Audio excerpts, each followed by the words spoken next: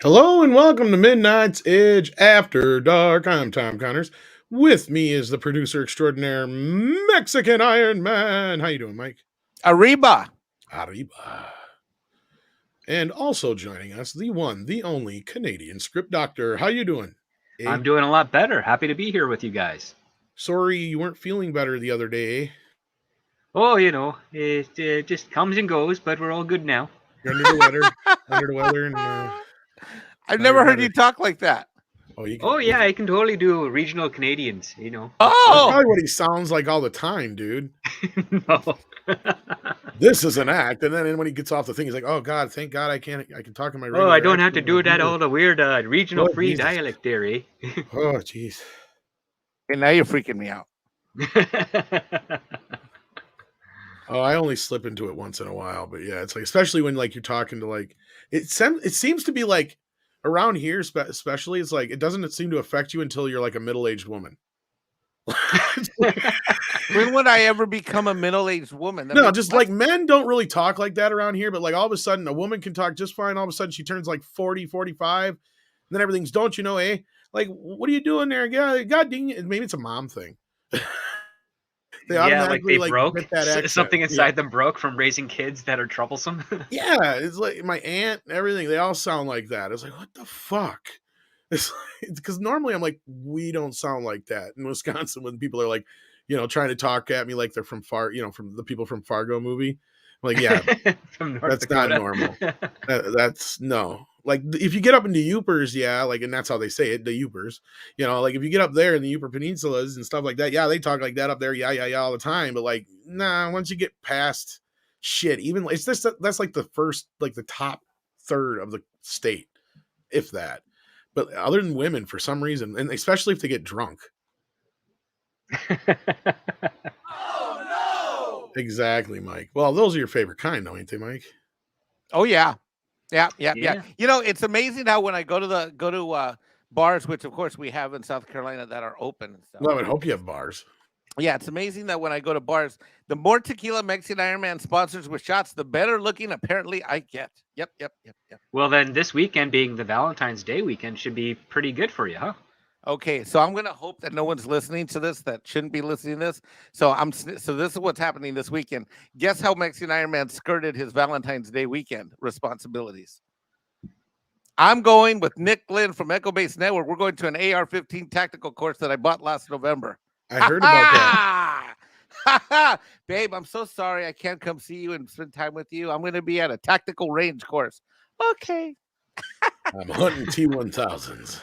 I mean, I would so love, and so now I don't have to pick which Valentine I have. I can have with them all. I just got to schedule them accordingly.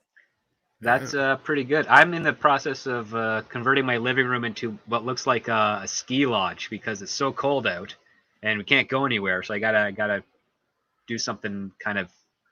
We broke him. Did you hear that? He's out and go anywhere. Going out. Can't go out anywhere. Yeah, can't go out anywhere. Out in the boot. Things are too cold. So you got a artificial fireplace DVD to put on some hot cocoa. It's steam powered. Actually, I have to use a crank because you don't have steam power up here in Canada. So we have to decide: do we want to get drunk or watch TV? Pretty much. I mean, I suppose I could get it steam powered if I built a fire, to create the steam to play the video of the fireplace. Then that kind of works. Or you could just plug it in the outlet there. Yeah. No, don't have the holes. All right, kids. So those who've probably been on the internet all day know what the latest talk of the day is, and that is Vanity Fair gave us our first look at Lord of the Rings. The Rings of Power. The Rings of Power. Yeah. I'm surprised I didn't get called more of a racist than I have already today. We already did in the chat. Oh, I'm sure. Did I? Where? Yeah, we all did. We all got called. Awesome. If we don't like it, we're a racist. Did you see what? Well, did you see what I posted? Yeah. Is that the one with the Dorito chips? Which? Well, I was gonna say there's a couple. Oh, look at MR19 for a $9.99 super chat. What's that? MR19 with the MR19. Yeah, I was just gonna get to that. He says, just wanted to give a shout out to Mike, and I feel his pain about the Boba Fett finale. Well, thank you for that, MR19. And thank you, MR19. Thanks to Andre and Tom, who gave me a long leash when I went off yesterday on Midnight's Edge. So thanks to you, Tom. Don't worry, Goddess. We're not going to talk about Boba Fett. I'm not in the mood anyway. No. We're done with that. No. And welcome we got Nerd Cookies in the house. How you doing? Hey, Elaine. And I'll send you the link if you're not busy. Hey. Let's see here. I got the Quantum Leap pilot the other day. You did? Like the script? Yep. How is it? Because I see they just got a director. It's it has some of the spirit of Quantum Leap, and I like the main character. But it also has some of the current day issues. Not blatant, of course, but they're there. Yeah, they're there. If that winds up in my email, I won't say anything. Okay. Ooh, we got a special guest coming in a little bit. So hopefully that'll be cool. But yeah, so I'll send you this link, Elaine, if you're not busy. And 6, I put you on the screen. I haven't shouted out anybody really yet. Do not rage quit. Not today of all days, because I'm Mexican. I can't quit. I'm Mexican. We keep going and going and going. I mean, look, I'm still here. Look, see over here in the corner, up here to the right. Now this is the one I'm surprised that didn't get me canceled here. So I'm bringing it up on screen. Not the Doritos one, believe it or not. That one I wasn't too worried about. This is the one I was a little too worried about. I was like, maybe they got confused about which Precious. But yeah, is that racist? What? Well, where'd it go? What the fuck just happened? Oh, there it is. Everything had to load again. Okay, can you guys see it, or is it too small? Here, let me open. Well, I can see what you wrote and the retweet of the quartering there. Let's see, maybe they got confused about which Precious. Amazon released their first look at their Lord of the Rings show. Quite the nobody. Seriously? Oh, I get it because of the movie. Yeah. Yeah. Never mind. It's well, I was thinking they completely misinterpreted how dwarves have beards. I have a question. They're taking it in the term that they have a fake husband, but they're lesbian. I don't remember reading Lord of the Rings. It's been a long time, but I don't remember Angela Davis being in there. Ba-boom, bam. Get it? Nah, it landed worse than mine, I think. Dang, golly, come on. I know we're off our game tonight here, but no, not for diversity's sake. At least Joker voice. See what I did there. Yeah, I think it's been too long since that Precious movie came out. Nobody remembered it. Your Muslim uncle's in the house is grabbing my orange Shasta now, Mike. Do you like orange Shasta? No, you know what, Muslim uncle? That is some behavior, buddy. Because all Mexican. Okay, so basically Mexicans have a reputation for having tacos with orange Fanta or orange Shasta. I saw that comment. Yasin. That's bullshit because Mexican soda is better than ours. Yeah, it's called Jarritos. Freaking guy. This guy. Yeah, it's got a little sugar and shit. It's called Jarritos is the brand name. It's freaking guy, Muslim uncle. I'm going to dox you. Your name's that stuff is so sweet. Yeah, it is. That guy, I'm going to dox him. His first name's Muslim. His last name's Uncle. There, he's doxed. Is he also a San Pellegrino fan? Wow, I love Pellegrino. Pellegrino is much more the status of what Mexican Iron Man is used to in South Carolina. Oh Lord, you guys, I tell you, we got to be like this. Hurry, but you said, I mean, the thing is, like you said, you had a special guest. I thought that meant script or me. Well, no, they're supposed to be coming in maybe for a few minutes here. Hopefully, I think Stephanie's leaving. Take care, Stephanie. Glad you could stop by at least. Too much sugar in Mexican soda. At least it's real sugar and not that corn syrup crap. Yeah, I was so happy. It's probably healthier for you as a result. What, the sugar? Real sugar is better for Yeah, you than the yeah, cornstarch absolutely it sugar. is. Absolutely, it totally is. And that's the thing is like I've missed because for a while there was that like whole hype where they were putting real sugar back in soda, and then they quit doing it because it's the price of sugar went back up. Lord Kamina says check Twitter to fix the beard issue. Yeah, I seen that. You're the one who sent that in. All right, we'll get that. And it looks like Grant wants to hop in too. I'll see if I can get you the link here, buddy. Hopefully my guest will pop in here soon. Let's see here. I hate how Twitter is now. I can never figure this shit out. Vamp. Here I have. Oh, we have a special guest crowd happy music. Happy birthday! Oh wait, that was the wrong one. Hold on. Whose birthday is it? Wait, that was the wrong button. Hold on. Surprise! Oh wait, that was. It's somebody's surprise. Oh shit! What? I just got this hooked up. I don't know what I'm doing. Ah! Lord almighty. Tennille sends in $5. Thank you. We gave him a round of applause. Thanks. Says Precious, same protagonist as the one who starred in The Blind Spot. Oh, I'm going straight to hell. Yeah, that was probably worse than mine. Isn't it Blindside? Yeah, I think it's Blindside. That's okay. He means Blindside. Yeah, Autocorrect, okay. Sorry. Yeah, it works. We boomered it. We all boomered it today. Oh, Lord. What happens when I don't drink liquor or coffee? What about putting them together? No. That's called Buzz Beer, I think, right? From, what's it called? Drew Carey Show? Is that what it was? Yeah. Alcohol in your beer. Alcohol in your beer. Now we have Mr. Grant Gregory join us. How you doing, sir? G'day, everyone. What's going on? Good day. Just thought I'd pop on and see you lovely gentlemen. I don't think I've ever had the chance of being on with Mexican Iron Man. I've been in the chat with him plenty of times, so I thought I'd jump on and say hola. Oh my God, plenty of times is an understatement, bro. Like a billion times. Yeah, I thought it was close to a billion. I just didn't want to over-exaggerate in case I was wrong. Yeah. Great to see you. Welcome. How you been? Yeah, it's been awesome. Yeah, just getting ready to upload a couple of videos. I've been doing some interviews, so yeah, it's been going pretty good. Cool. Who you interviewed? Yeah, so I've got one coming up today is with Steph from My Nerdy Home. That'll be going up today. Nice. So, and then I've got in 2 days' time I'll be doing Drunk 3PO, and then George Miley next week. How'd you nail down Drunk 3PO? He don't even answer my calls. I asked him. It's Well, let's. I'll bet Grant probably sent him some of his OnlyFans page pics, and then Drunk was like, "Oh, I got to get on this." That could be. I was dressed up in Slave Leia. Sorry, Fire Spray Leia. He enjoyed it. Oh Lord. Well, since I want to wait till our guest gets here to talk about the main topic, let's talk about this other thing here going on. All right. Futurama's coming back. Really? With a caveat. Yeah, minus the one that everyone wants to hear. Exactly. John DiMaggio is not coming back, and he's reacted to the fans boycotting it. So we'll read the story real quick. Who's writing the revival? Let's find out.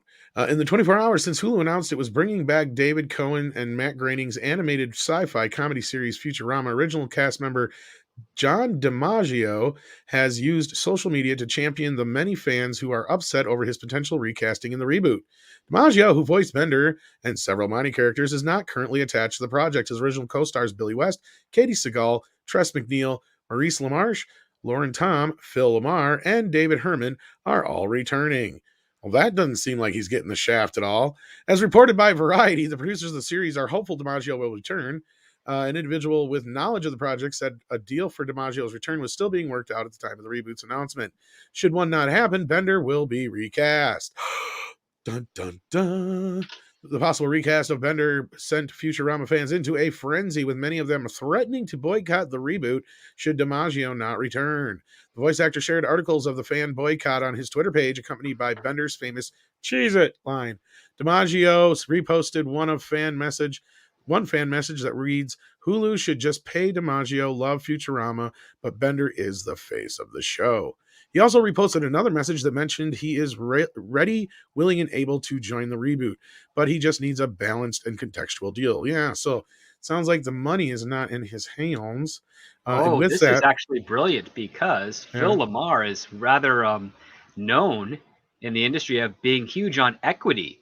So maybe Phil Lamar can volunteer some of what he's getting to that's Joe true. DiMaggio's deal, because if he wants to put his money where his mouth is, go right ahead, sir.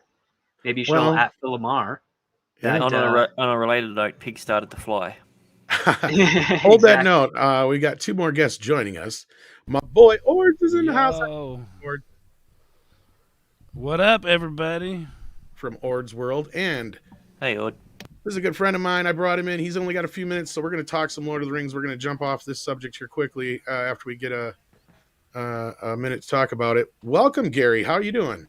Hey, what's up, Tom? Hi, guys. Yo, what up, Gary? Hey, Oh Gary, my- good to see you again, buddy. Good to see you, buddy.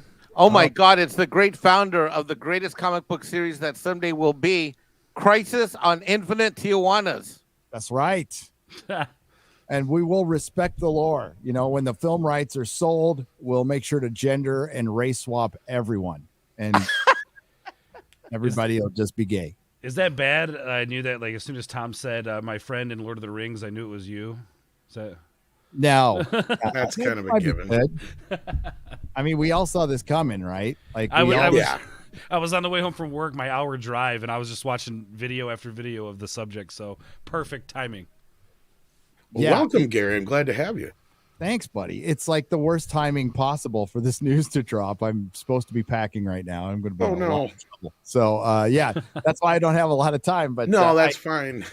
but yeah, dude, it was crazy. It dropped this morning, and I mean, I've seen the trailer already. I guess that cat's out of the bag. Az had to let that cat out of the bag, so I've seen the trailer, and we knew it was going to be like this. Like that was the priority. When you guys see the trailer on Sunday, you'll see the priority is on diversity over story. You'll have no idea what it's about. And that's what they focused on with this article too. And some of the story news has been really bad, like really, really bad, like not deviations from the lore, like complete separations from the lore. Well, I got to ask you before we get deep into this, because this is stuff that's just happened over the last week.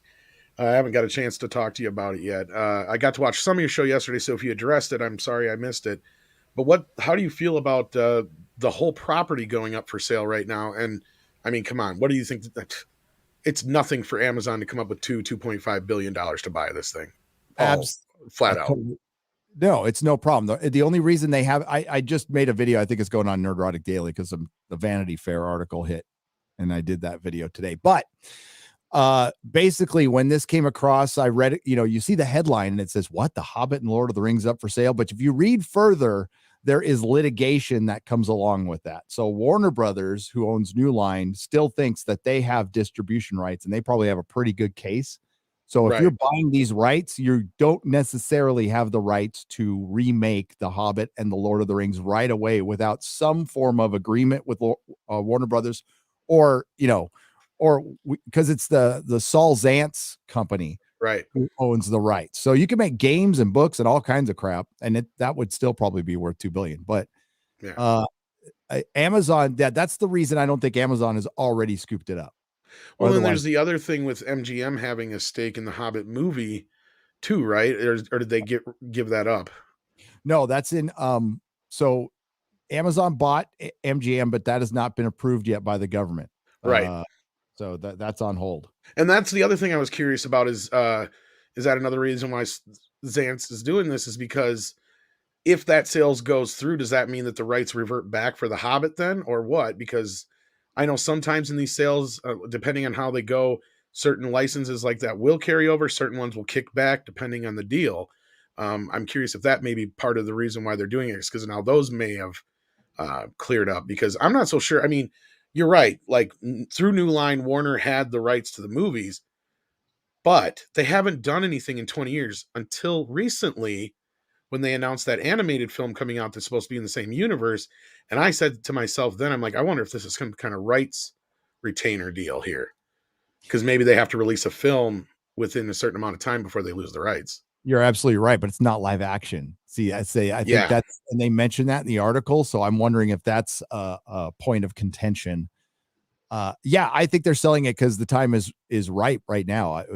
Once the trailer comes out, and then once people see, listen, this could be good. I guess it could be good as a series that You might hear something like, well, it's not a very good Lord of the Rings series, but it's a good series. I think that's the best possibility because it doesn't look anything like Lord of the Rings. And after I saw the trailer, it looks like a prequel to nothing, like maybe the books, but it's not, it doesn't look like Peter Jackson's Lord of the Rings. Plus, if that's the case, when was the racial genocide between all the other races, between dwarves and elves? Like, when did they decide to just go pure? It doesn't make any sense. It's you're seeing the battle play out right now on Twitter, and they mention it in this article. They mention trolls. They don't mention Middle Earth trolls. They mention online trolls, but they don't mention Gil-galad or Kira the Shipwright, and Celebrimbor is in passing. These are three major players in the Second Age. And I think that other article you talked about confirmed what Amazon actually has the rights to, which is 150 pages of appendices at the end of Return of the King. And right now they can only make eight episodes too, I heard. Yep. I heard the same thing, that they were limited by the amount. Yeah, this was the Tolkien estate circumventing their deal with Saul Zaentz to go directly to Amazon, and it was due to some loophole in the Saul Zaentz contract. Okay, so Saul Zaentz doing this might be retaliation, you're saying then? Maybe, yes, I would think so. But considering they probably want to sell it now before it loses value from this Amazon series. Yeah, exactly. That's what I think. It's a preemptive strike to save a few $100 million at least. Easy. Yeah, that's exactly what I was thinking. So what if it's potentially $1 billion save potentially? What if another company buys it and then they're competing directly against Amazon? That would be glorious. That would be so funny. I would laugh. The only company I see having the money right now, I mean, like Warner, if they sweet talked AT&T, they possibly could swing it, but that's really if they really wanted to. Otherwise, the only person I could see making any play isn't even really Disney, because I don't think they have the capital right now. I think it would be Apple, to be honest with you. They're about the only ones who really have the capital to come in and give Amazon any competition, because Amazon paid what, $250 million, I think it was, for the rights or whatever. Then they're for the initial rights, for the initial rights, and then they're spending ungodly amount on the show itself. For them to spend another $2 billion, $2.5 billion, if they end up getting into a bidding war, ain't shit for either company.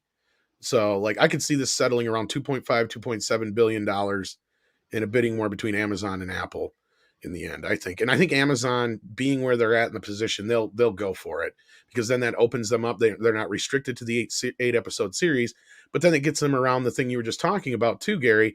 They can just continue on with the series and eventually redo The Hobbit and all that stuff with as diverse as they want to be, and whatever else they want to put in there, Barely Legal Smeagol and whatever else. And there's nothing we can do about it then, even if they're restricted by the movies, because they can still do a series probably. That's the thing. Yeah. And it's going to be interesting, because we're going to see these rights probably sold, I would say, fairly quick. Unless that litigation thing is a problem, then they're going to sit there. Then they're just going to, but we don't know. Like, maybe you would think Saul Zaentz, they're not like some dumb company. Saul Zaentz died in 2017, but they're not dumb. They've produced some really, he produced 3 classic movies. One Flew Over the Cuckoo's Nest, The English Patient, which I didn't like, and Amadeus. So this guy's not a dummy, or wasn't a dummy. And I don't think this company, and they have some big firm out there. Well, and arguably, do we have any, I'm sorry, quick question. Do we have any safeguards at all in this right sale? Are there any that we're not going to get obliterated in terms of storytelling as fans, or we have no safeguards? No, none. The only safeguards were Christopher Tolkien when he was alive. I have done my digging with the Tolkien heirs. I've watched probably 3 or 4 hours of interviews with all of them, the ones who have given interviews, and the vibe I get is trust fund kid.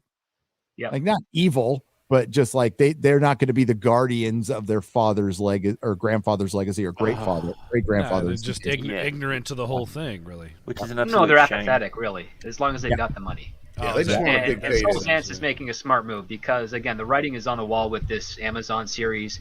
It is likely that this series could depreciate the value of Lord of the Rings as an IP, and they want to unload it quick, get as much money as they can, and let that be someone else's problem, instead of having an asset that is actually losing them the potential money that they normally make.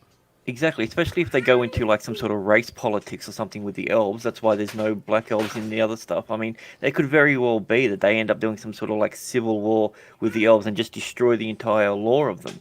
Oh, they're doing a forbidden love between Don Lim and Elf there, and a single mom healer human, like it's 1960 or something. Yeah, they're gonna literally just turn Middle Earth into 1950s Alabama or something. Yep, that's what I'm afraid of too. Yep, that's what this storyline is.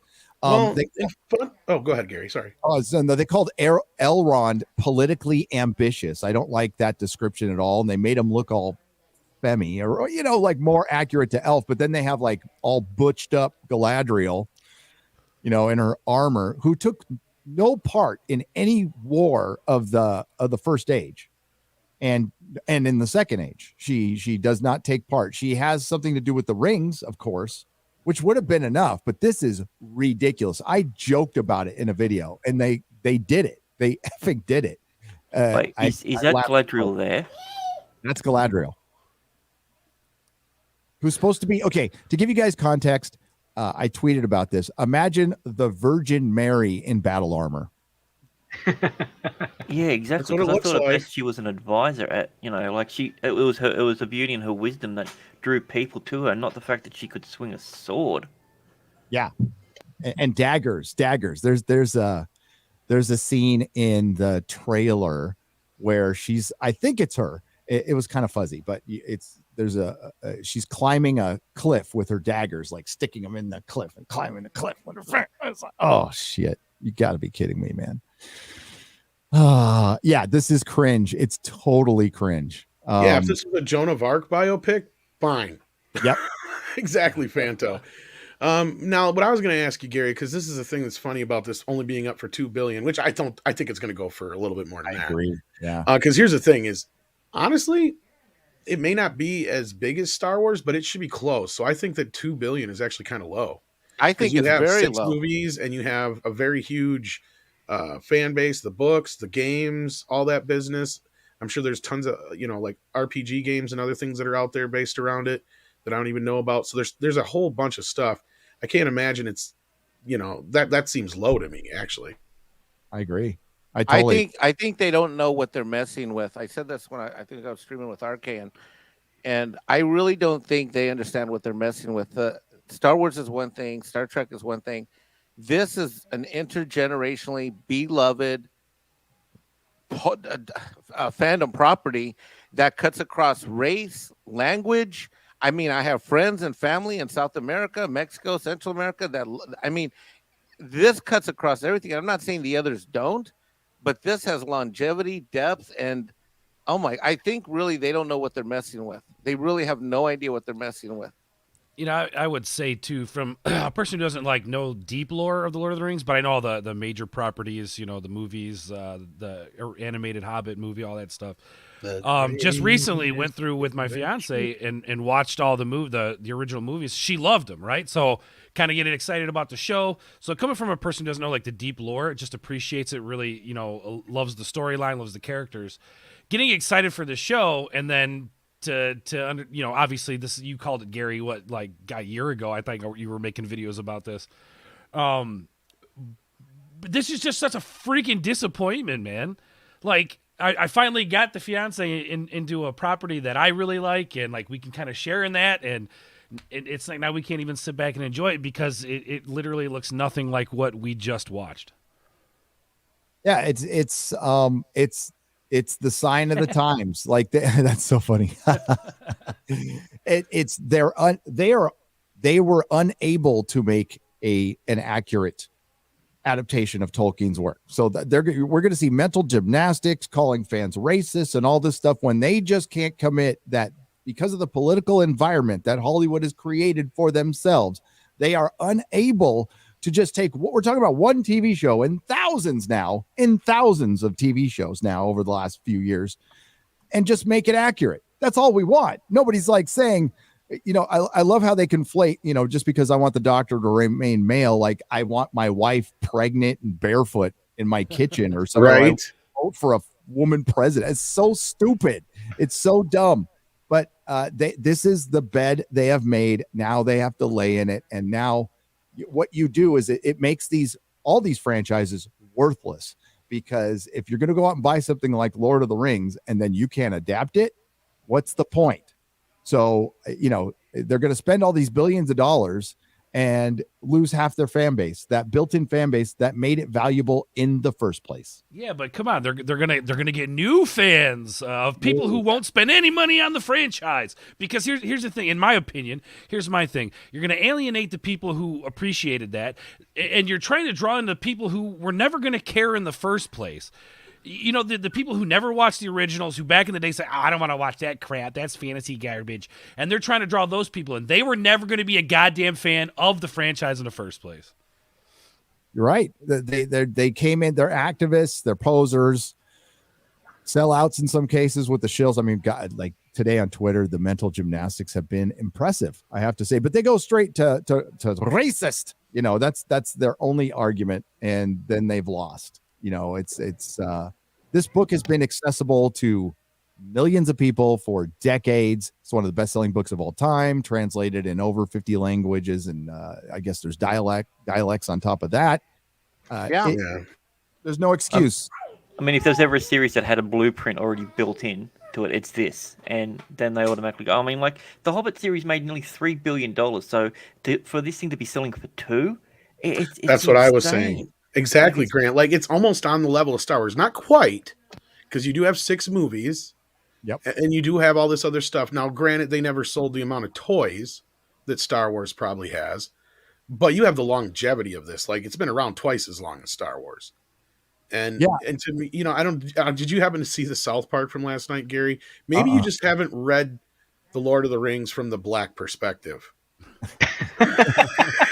What? Wait, what? Check out last night's Lord of the Rings. Oh, I got it. I gotta watch Oh, it's fucking hilarious, man. Is South Park back? Like, I mean, Yes, it's they back, Oh, yeah. baby. Yeah. Last night they tackled racial equity and racism. I don't want to. I thought the pajama party one was. Let's just say Lord of the Rings plays into it. That's all I'm going to say.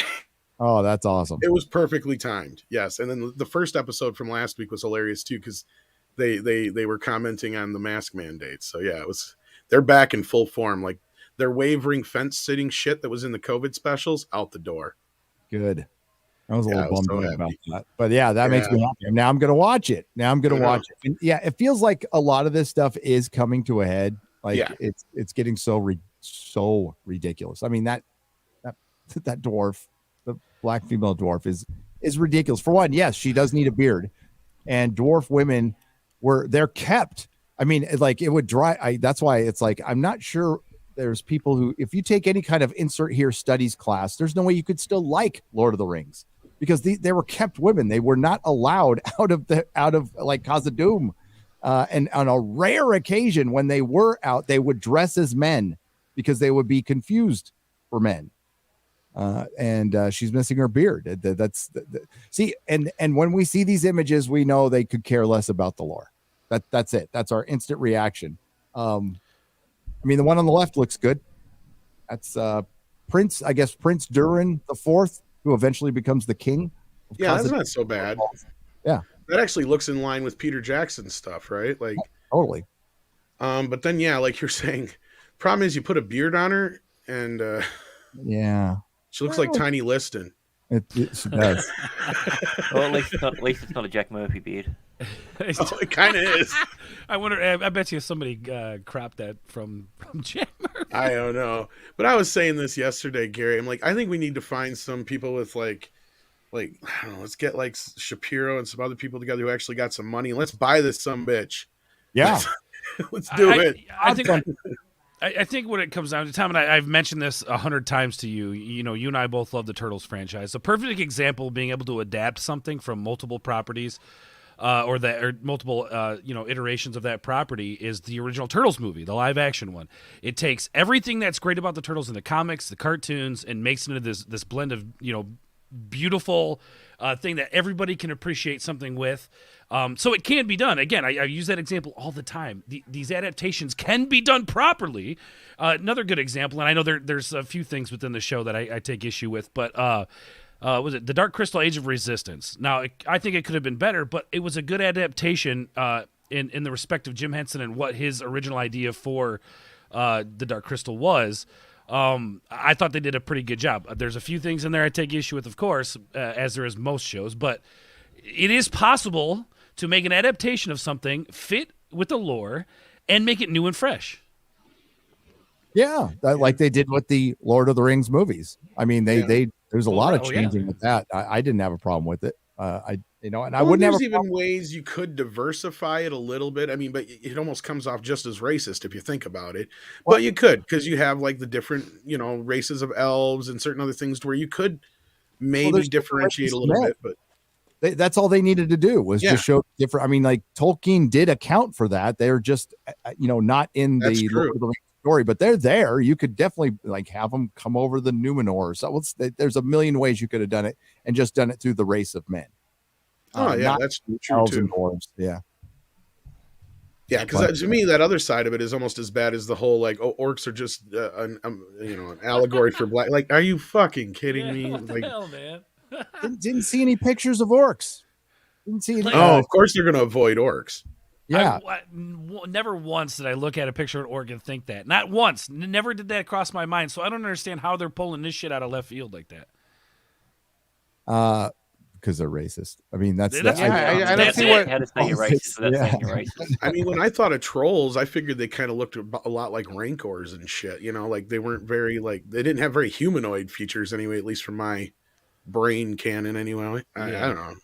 Kind of like square, flat faces and things. Yeah, pushed in. Yeah. I that's some of the imagery that I got back in the day. I mean, I thought Peter Jackson, like in my head canon, he probably hit it about 75%. I mean, of course, he's not going to get everybody's vision of what you read from these books, and a lot of mine was tainted from the original Hobbit cartoon too, right? So I had a lot of that growing up. So to me, when I would think of those things, the instant vision that would come to my brain would be that version of it. So it took me a little adjusting to get used to some of the Peter Jackson ones, but then as I got older and I read more of the books and stuff like that over time, then I got to appreciate stuff more. And like I said, seeing that movie as a kid, well, not really a kid, I was 20 when it came out, but seeing that movie when I was younger, it was like, it just was crazy because I never thought in a million years we'd ever get a Lord of the Rings movie. And I'm sure you felt the same way, Gary, because I mean, we went through the TV movies, we went through the half of the Bakshi movie that never got finished, and fans of Lord of the Rings have always kind of been shat on. Let's be honest, they've never really gotten their just due. And now that the movies have been so huge, I think that this is the time and the place for us to bring this kind of stuff back, but not the way with Amazon. Because I've been saying for a while, there is a hunger for like sword and sorcery stuff like Conan since Game of Thrones is gone. I think that people want that kind of stuff. We've seen it with The Witcher a little bit. People are really gravitating towards that. I think that's kind of the next thing after superheroes, but this is going to stop it dead in its tracks if this is bad. And you said you saw the trailer. I don't know how much you can tell us about it, but you told us a little already. But it's got it starts with Galadriel. It starts with Don Lemon catching an arrow and then throwing it back, and then there is a female hobbit, and then there's Galadriel climbing a cliff, and there's a lot of moving through Middle Earth, and then it rolls into the title. I know I think there's like a couple of quick cuts of maybe a couple of battles. But it was fuzzy what I saw, and I only saw it once, and I saw it like 2 weeks ago. So, that we figured we'd be seeing it soon. I don't even know why I didn't think about the Super Bowl. I'm like, the Super Bowl. Yeah. But that's about it. So what they do is they give you quick cuts of some of the characters. It's mostly female characters. There's a couple of dudes they show you. I think one is Elrond, who doesn't look like him at all. Will Poulter would have been a much better. He left the project, but he looked the part. But this guy is the guy who played young Ned Stark in Game of Thrones. Robert. Yeah. Really? Yeah. So he's playing Elrond. He doesn't look anything like. He's got a square head though. That doesn't even work. Like it's. Yeah, he looks like Sean Bean. He doesn't look like. Why am I blanking on his name now? Who played Elrond? Ethan Smith. Yeah. Hugo Weaving. Hugo Weaving. Yeah. Thank you. See, it's contagious when you brain fart on a stream. It passes around. right? I got to bail. I wish I could stay. No, So, man, that's awesome, man, that you got to come in all and right. at least I wanted to hear your take on this. And it's been so long since we got a chance to hang out. So, but even if it's for a few minutes, we're glad to have you on, Gary, and thank you for Hell taking yeah, the man. time out. Thank you, Yeah, it's brother. awesome talking to you again, Gary. It was good to see great you, brother. talking to you. You all take care of yourself. Take care. Thank you. Have a good and move, sir. Thank you, Script. I appreciate Best it. of luck with everything, Yeah, man. man. Be Yeah. safe, dude. Be safe. Take Love care, you, of We're brother. actually going Be to play good. some musical chairs here. So take care, Gary. And we got and then we've got Matt coming in from Foul Ball Productions his first time on Midnight's Edge After Dark, I believe. How you doing? You are muted, friend. How's that? That is better. How you doing? I'm well. Thanks for having me, brother. For those who don't know, I hang out with Matt and the guys once in a while on Friday nights.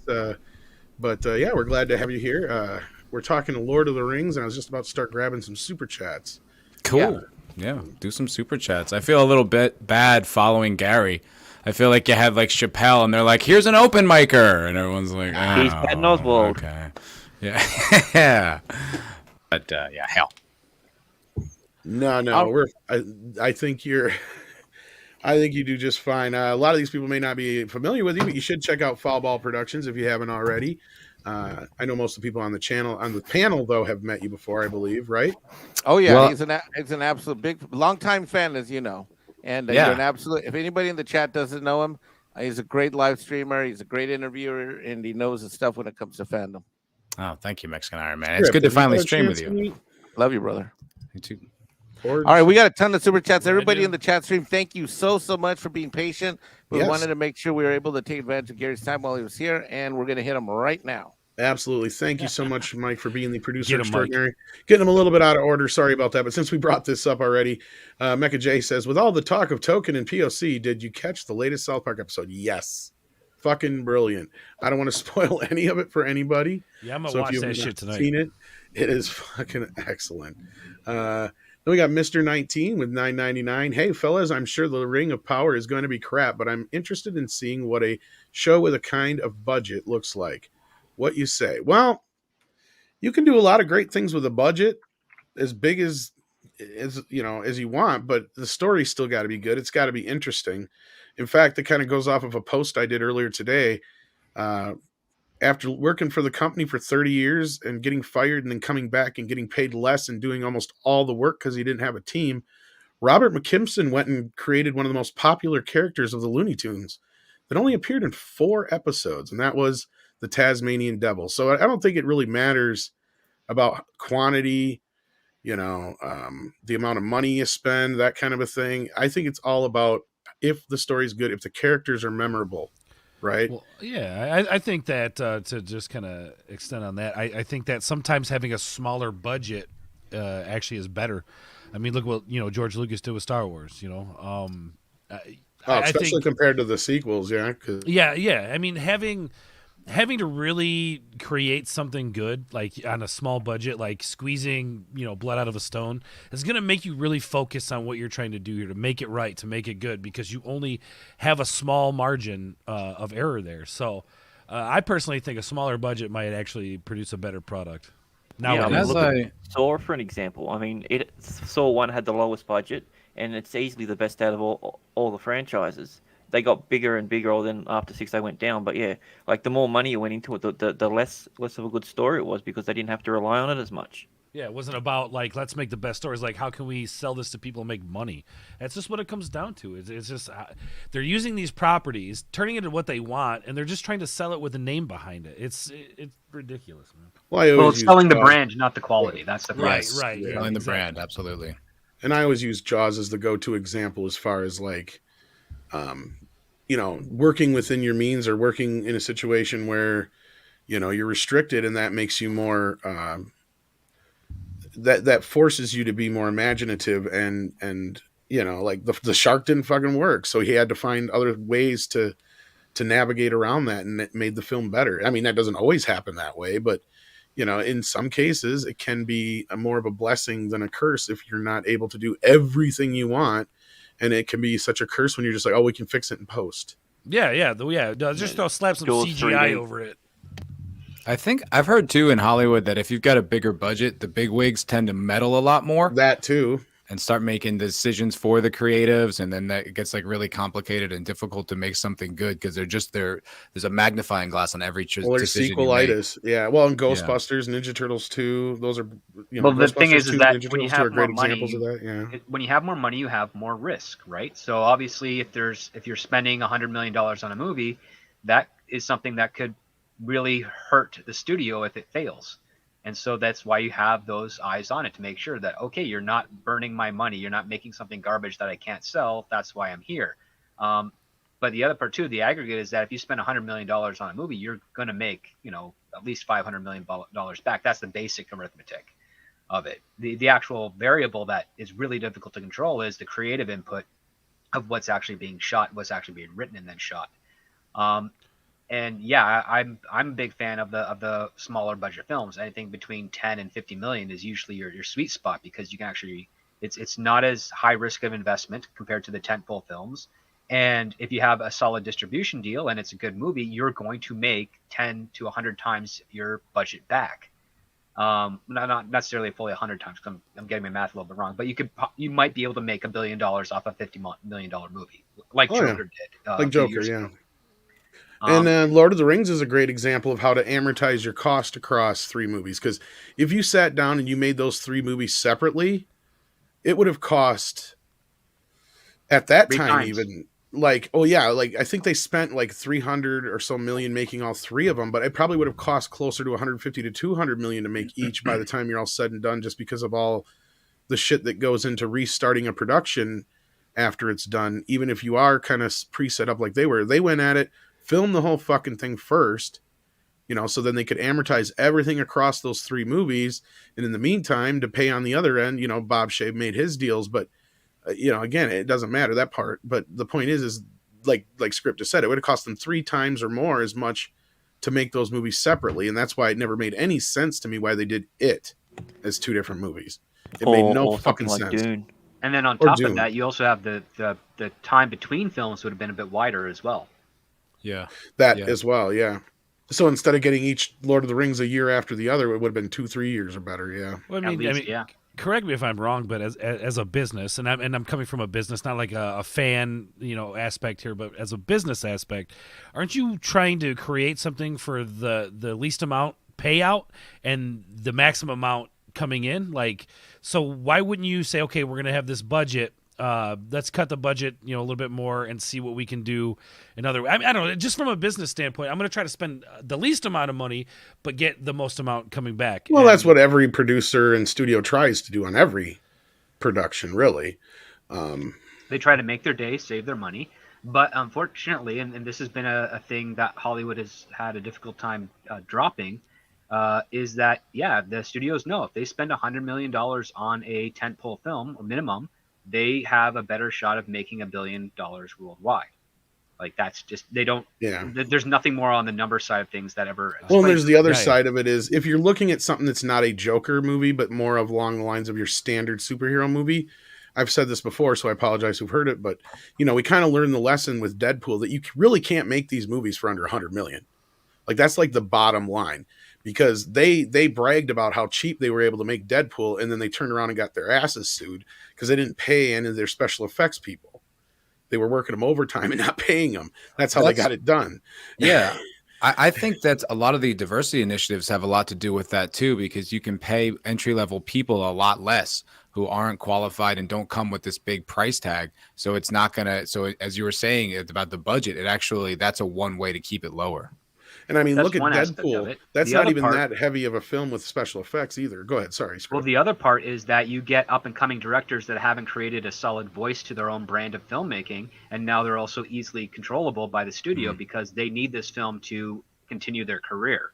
Yeah. So they're not going to stir the pot. If you get to, if they were to get someone like Spielberg after Jaws and Close Encounters of the Third Kind and said, hey, we're going to do Marvel and you're going to do it this way.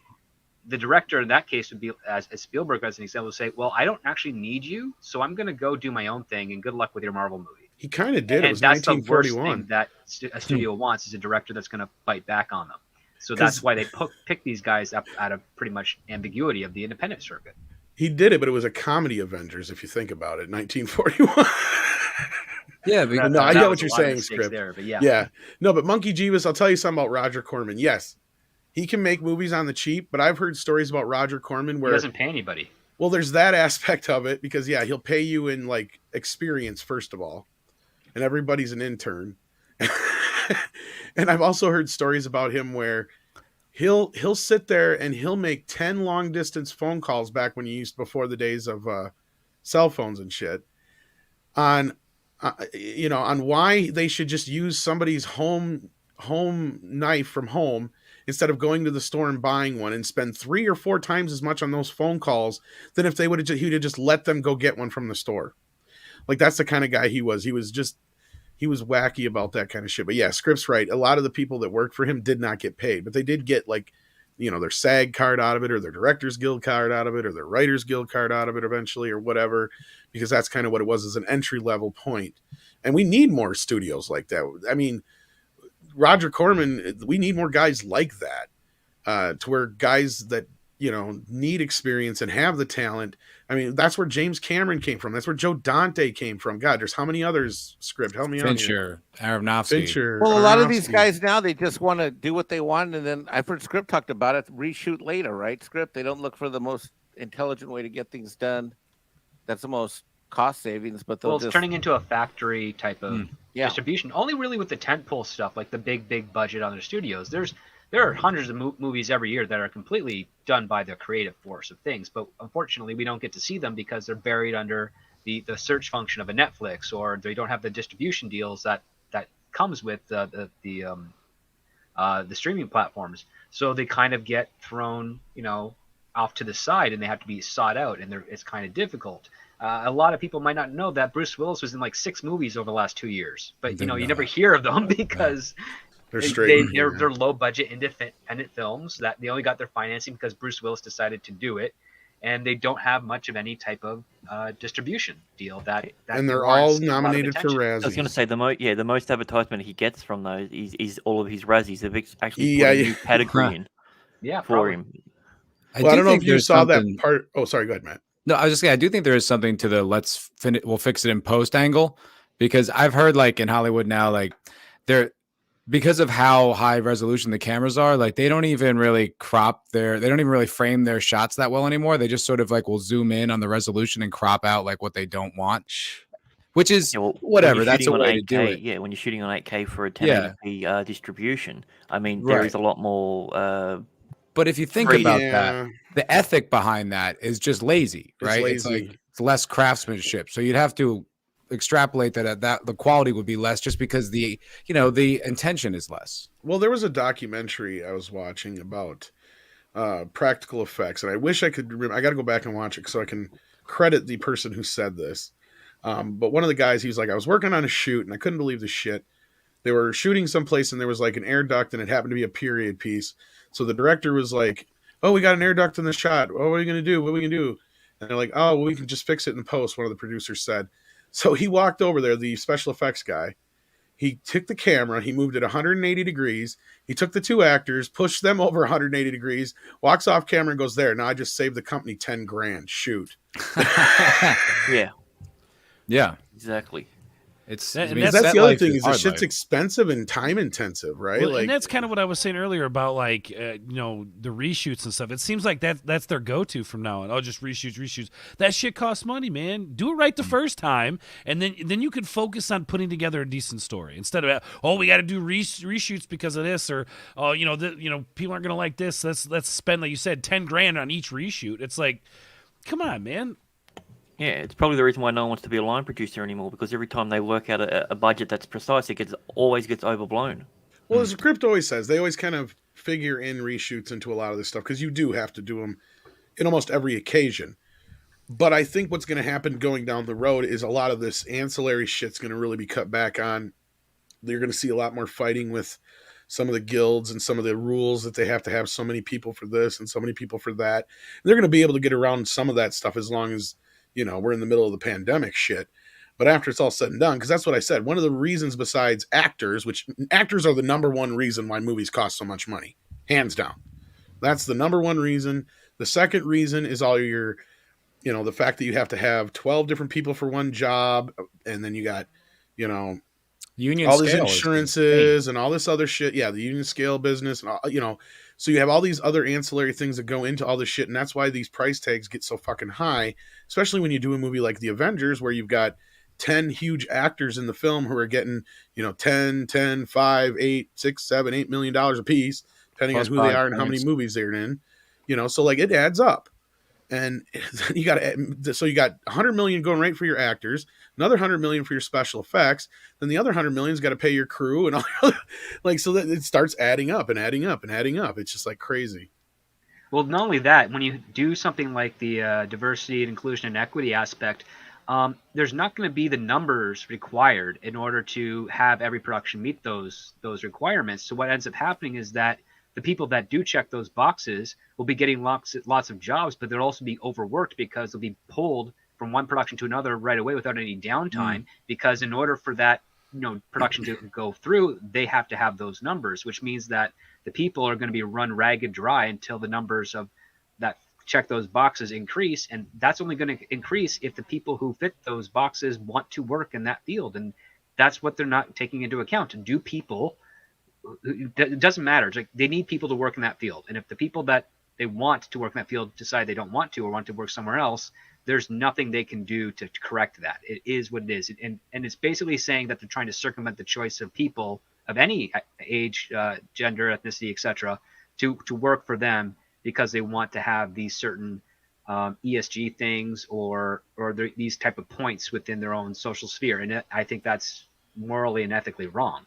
Because not only are you compelling other people to do a job that they may not like, even though it's a guaranteed job, you're also not going to get the quality you need in order to actually make a product that people are going to want to have because the passion isn't there. Absolutely. And they comment on that in South Park last night too, in a way. Your Muslim uncle says, "Hail Tom, Mike, Script, Gary in chat. Sorry, Gary had to leave. True or not, black dwarves and elves make later films and authors seem super racist. Safe trip and move, Gary." You're not wrong. And it kind of goes along with what I was kind of saying with the whole thing before too. I don't know if anybody else wants to add any more to this, but yeah. I don't quite understand the true or not part. I don't see the cause and effect of. So if they introduce black dwarves and elves and say films after the Third Age, that makes Tolkien. Maybe like I think he's maybe the realm. Like it's like, was there a genocide? Well, at least in my interpretation, he was talking about them at Amazon adding them. But okay. Because going off of my point earlier, but I could be wrong. Because it would make the later films that I don't get, right? Because there aren't any later films. There's earlier films. Or do you think you meant earlier films? I think maybe what he means is like, doesn't it make Lord of the Rings look super racist because the prequels had all these people of color in it, and now the sequels that's the way I don't. If that's what he's saying, then I would say that can definitely be an interpretation. Yeah, that's what I was thinking. Yeah. Oh, okay. Yeah. So later films is in later, and of course, obviously, somebody who's smart enough to know better wouldn't. But I think he's saying is like a general audience member would, obviously jump to that conclusion. Yeah. I was actually thinking about that when Gary was on. There was a point when he was saying about how they can't make it, accurate. And I was wondering, I'm like, maybe like they can't legally.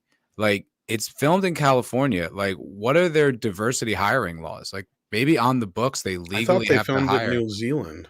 They did film in New Zealand, yeah. Oh, okay. So maybe I thought they were going to do it in New Zealand, but then they shifted it across to England somewhere because New Zealand had all the lockdowns. Oh, that could be. They did move, yeah. So it moved. I mean, it was shot there. It was also shot at the where UK was it cast? I mean, there. if it's cast in California, then wouldn't California's hiring laws apply? Well, most of the cast are international. They're not from the United States. Well, here's the thing, though. We can ask all day long, but we already know why they did this, right? We don't have to ask. They gave us the answer. They did this on purpose for diversity. Oh, yeah. I just want to say it. So, yeah.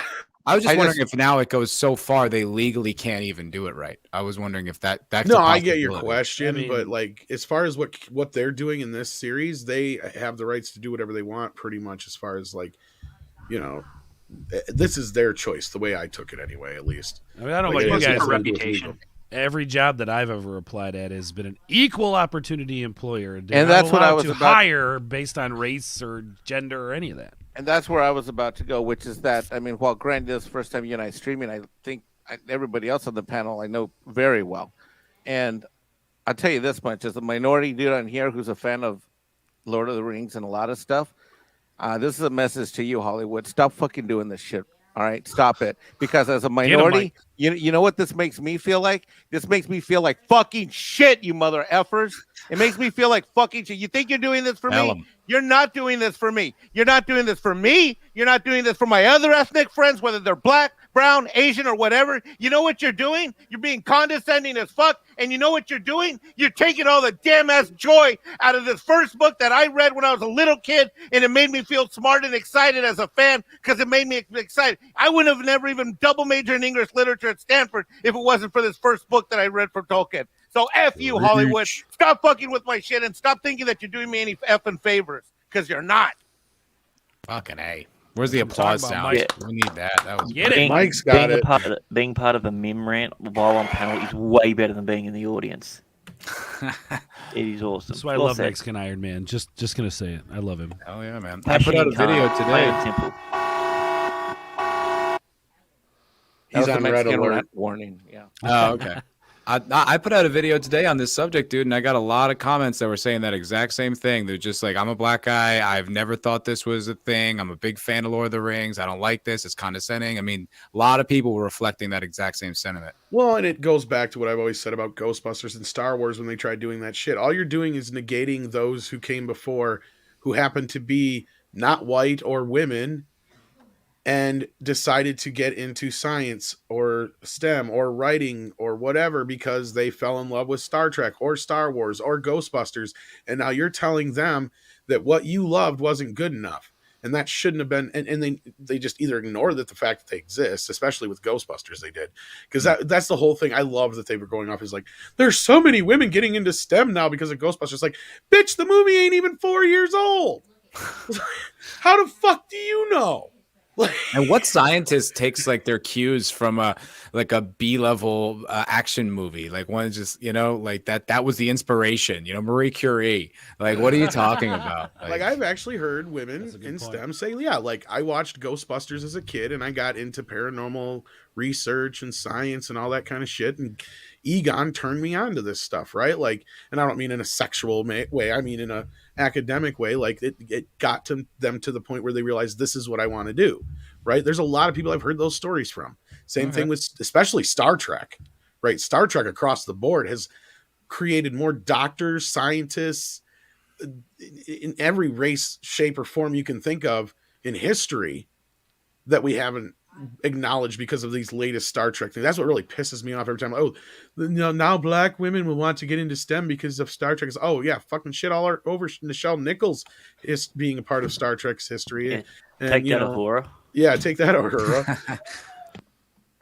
That's just one of the many, examples I can think of, and there's a few more. But no, like this is a standard thing that's happening, and they're continually doing it, and I don't think it's going to end until we finally say enough's enough, and we're getting to that point where there's been some change, but it's going to take a little bit more. As Script and I like to remind people, Hollywood is like a big, huge. Well, it's a boat or a train. Yeah, It takes a train. long Yeah, time like to make a either way you turn. look at it.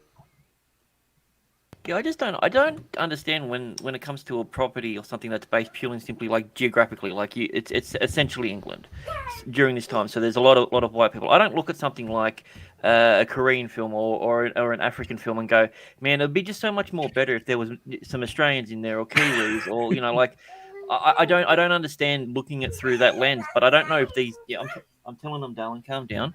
I don't know if that's the way in which they look at them, or if their lens is so skewed that no, it has to have a black person in everything, it has to have an Asian person in everything, but we can forget the white person. I don't know. It is the how latter. someone can It is look totally at the that. latter.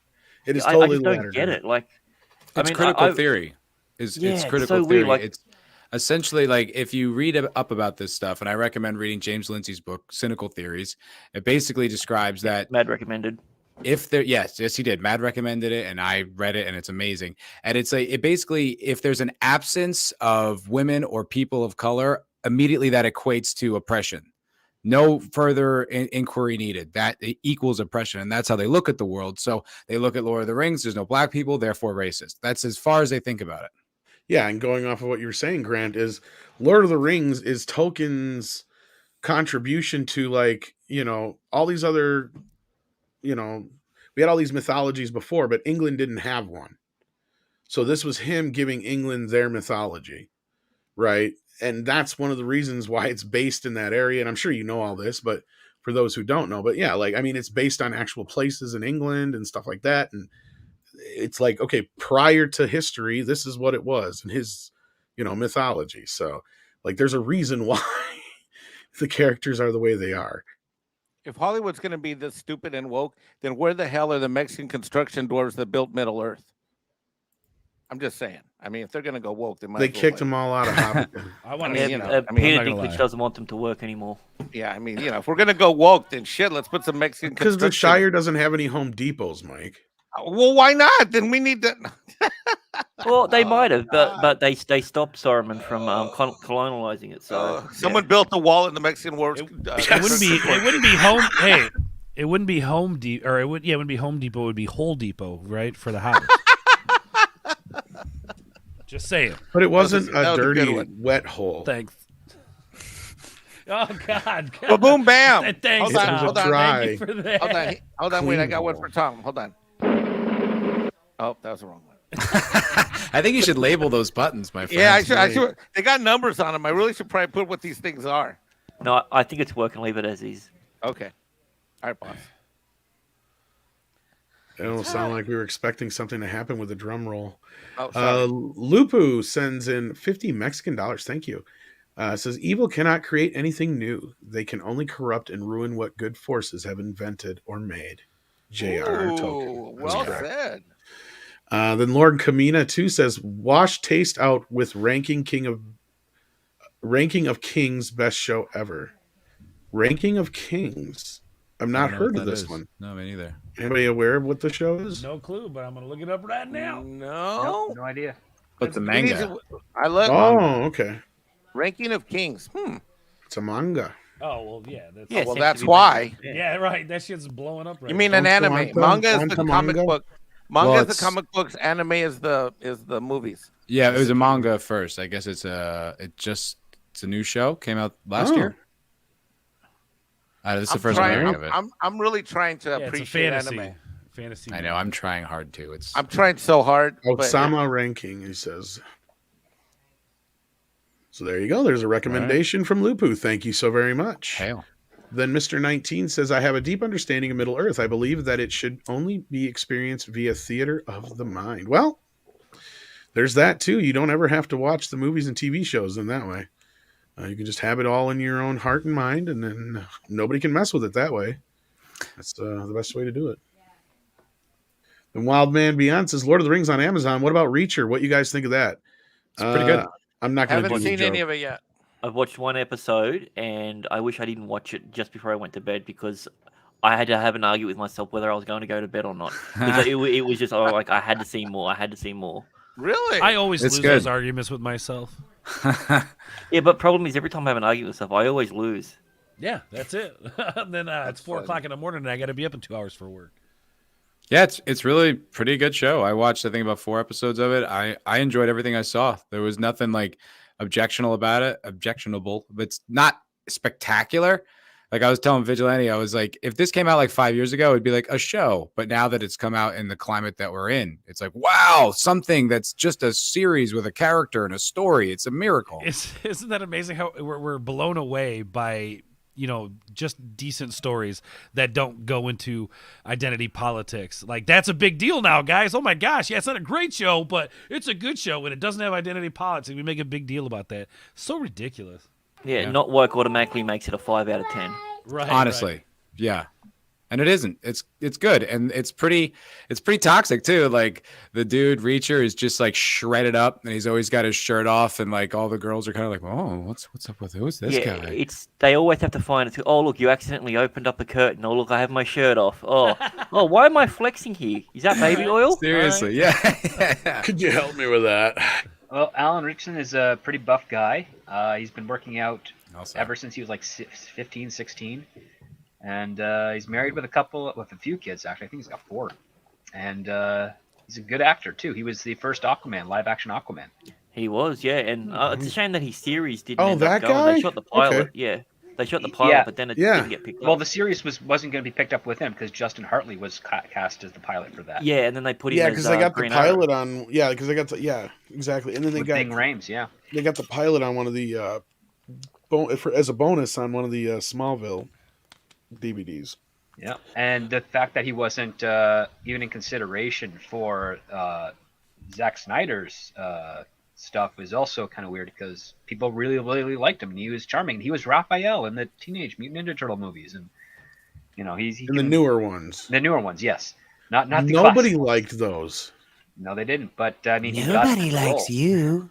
Nobody likes you. Yeah. Yeah, those are pretty Stop trash. it. But I see your He was point. also Hawk in Titans. Yeah, he was And what's that That show was a- Mad likes? terrible. Or show. The Blue OC? Mountain Blue State. Mountain Highs. It's Blue probably Mountain gay. State. Yeah, he was in Yeah, that it's as probably well. gay. God, he's so funny in that. He's a very physically comedic actor. Like, Yeah. That show is just nuts, dude. That show is ridiculous. Lost for Words is not a loss for words. In fact, they sent us a £5 super chat. It says, "You bigots. Lord of the Rings needs to be forced to comply with the message, even if the end product is an incoherent, boring, preachy, unwatchable mess." Damn it. and Disney says you're hired. That's right. And that's why they don't have Home Depot in Hobbiton. They got Hobbit Depot. Right. Okay, there we go. Hobbit Depot. I like that. That's a good one. I like that. I can get behind that. But here's the thing, though. Can they tell the difference between a regular Mexican and a Hobbit Mexican? Well, we're more or less the same height usually. That's what I'm saying. Like, can you really differentiate? Like, I think you just got to go with the Hobbit Lives Matter, and we'll all unite behind that banner. maybe they were always hobbits and then they just kind of hung out with men and just like never went back to Hobbiton. I don't want to go back to Hobbiton. Who would? Not me. Too much work there. I'm kind of a fancy Right? pants. If I were a hobbit, I'd be a You fancy are a bit pants hobbit. bougie. I'd be a fancy pants hobbit. But you know what? I'm a bit bougie too. That's why we get along. Yep. Dash Attack says a bit late, but my thoughts on Amazon Lord of the Rings, it's $1 million bait to call. That's a lot more than that, to call the public racist. Well, they even got the articles all ready for it. It's so obvious, yet I've seen several 4chan TV threads taking the bait. It's what Bezos and friends want. Yeah, well, they're not going to get the other part they want. Nobody's going to really watch it. They'll watch one episode and check out. The fan response to this one is invigorating. Like, that's why I made a video today. I wasn't even going to touch it, but I was like scrolling through Twitter and all the responses were incredible. Everybody was like, no, hard no. There was a few people, like, it was like flipped. Like, the outliers were the people who were like, you're all racist and do. Everybody else is just like, this is bullshit. I don't like it. What is this crap? I was like, yo, get it. I don't think they're falling for the banana in the tailpipe on this one. And they're not falling for the banana in the tailpipe. See, it don't come out naturally. You've been hanging out with these guys too long. I thought you'd like that. Oh, I love Beverly Hills Cop. Is that a Beverly Hills Yeah. Cop reference? It Yes. was. Okay, thought so. See, it's all right. You can get hard, but the boss, he can't get. You know, he's on I'm so duty. jealous of you guys and your ability to reference stuff. Like, I've seen all this stuff, but I can't reference that shit. Somebody will say something, and I'm like, wait, what? And then I have Make to sure I remind get the me. right drink, because if I get club soda, I'm gonna throw up. Yeah. You got to watch it 87 times. Yeah. 87 That's times. how you get it. That's how you do it.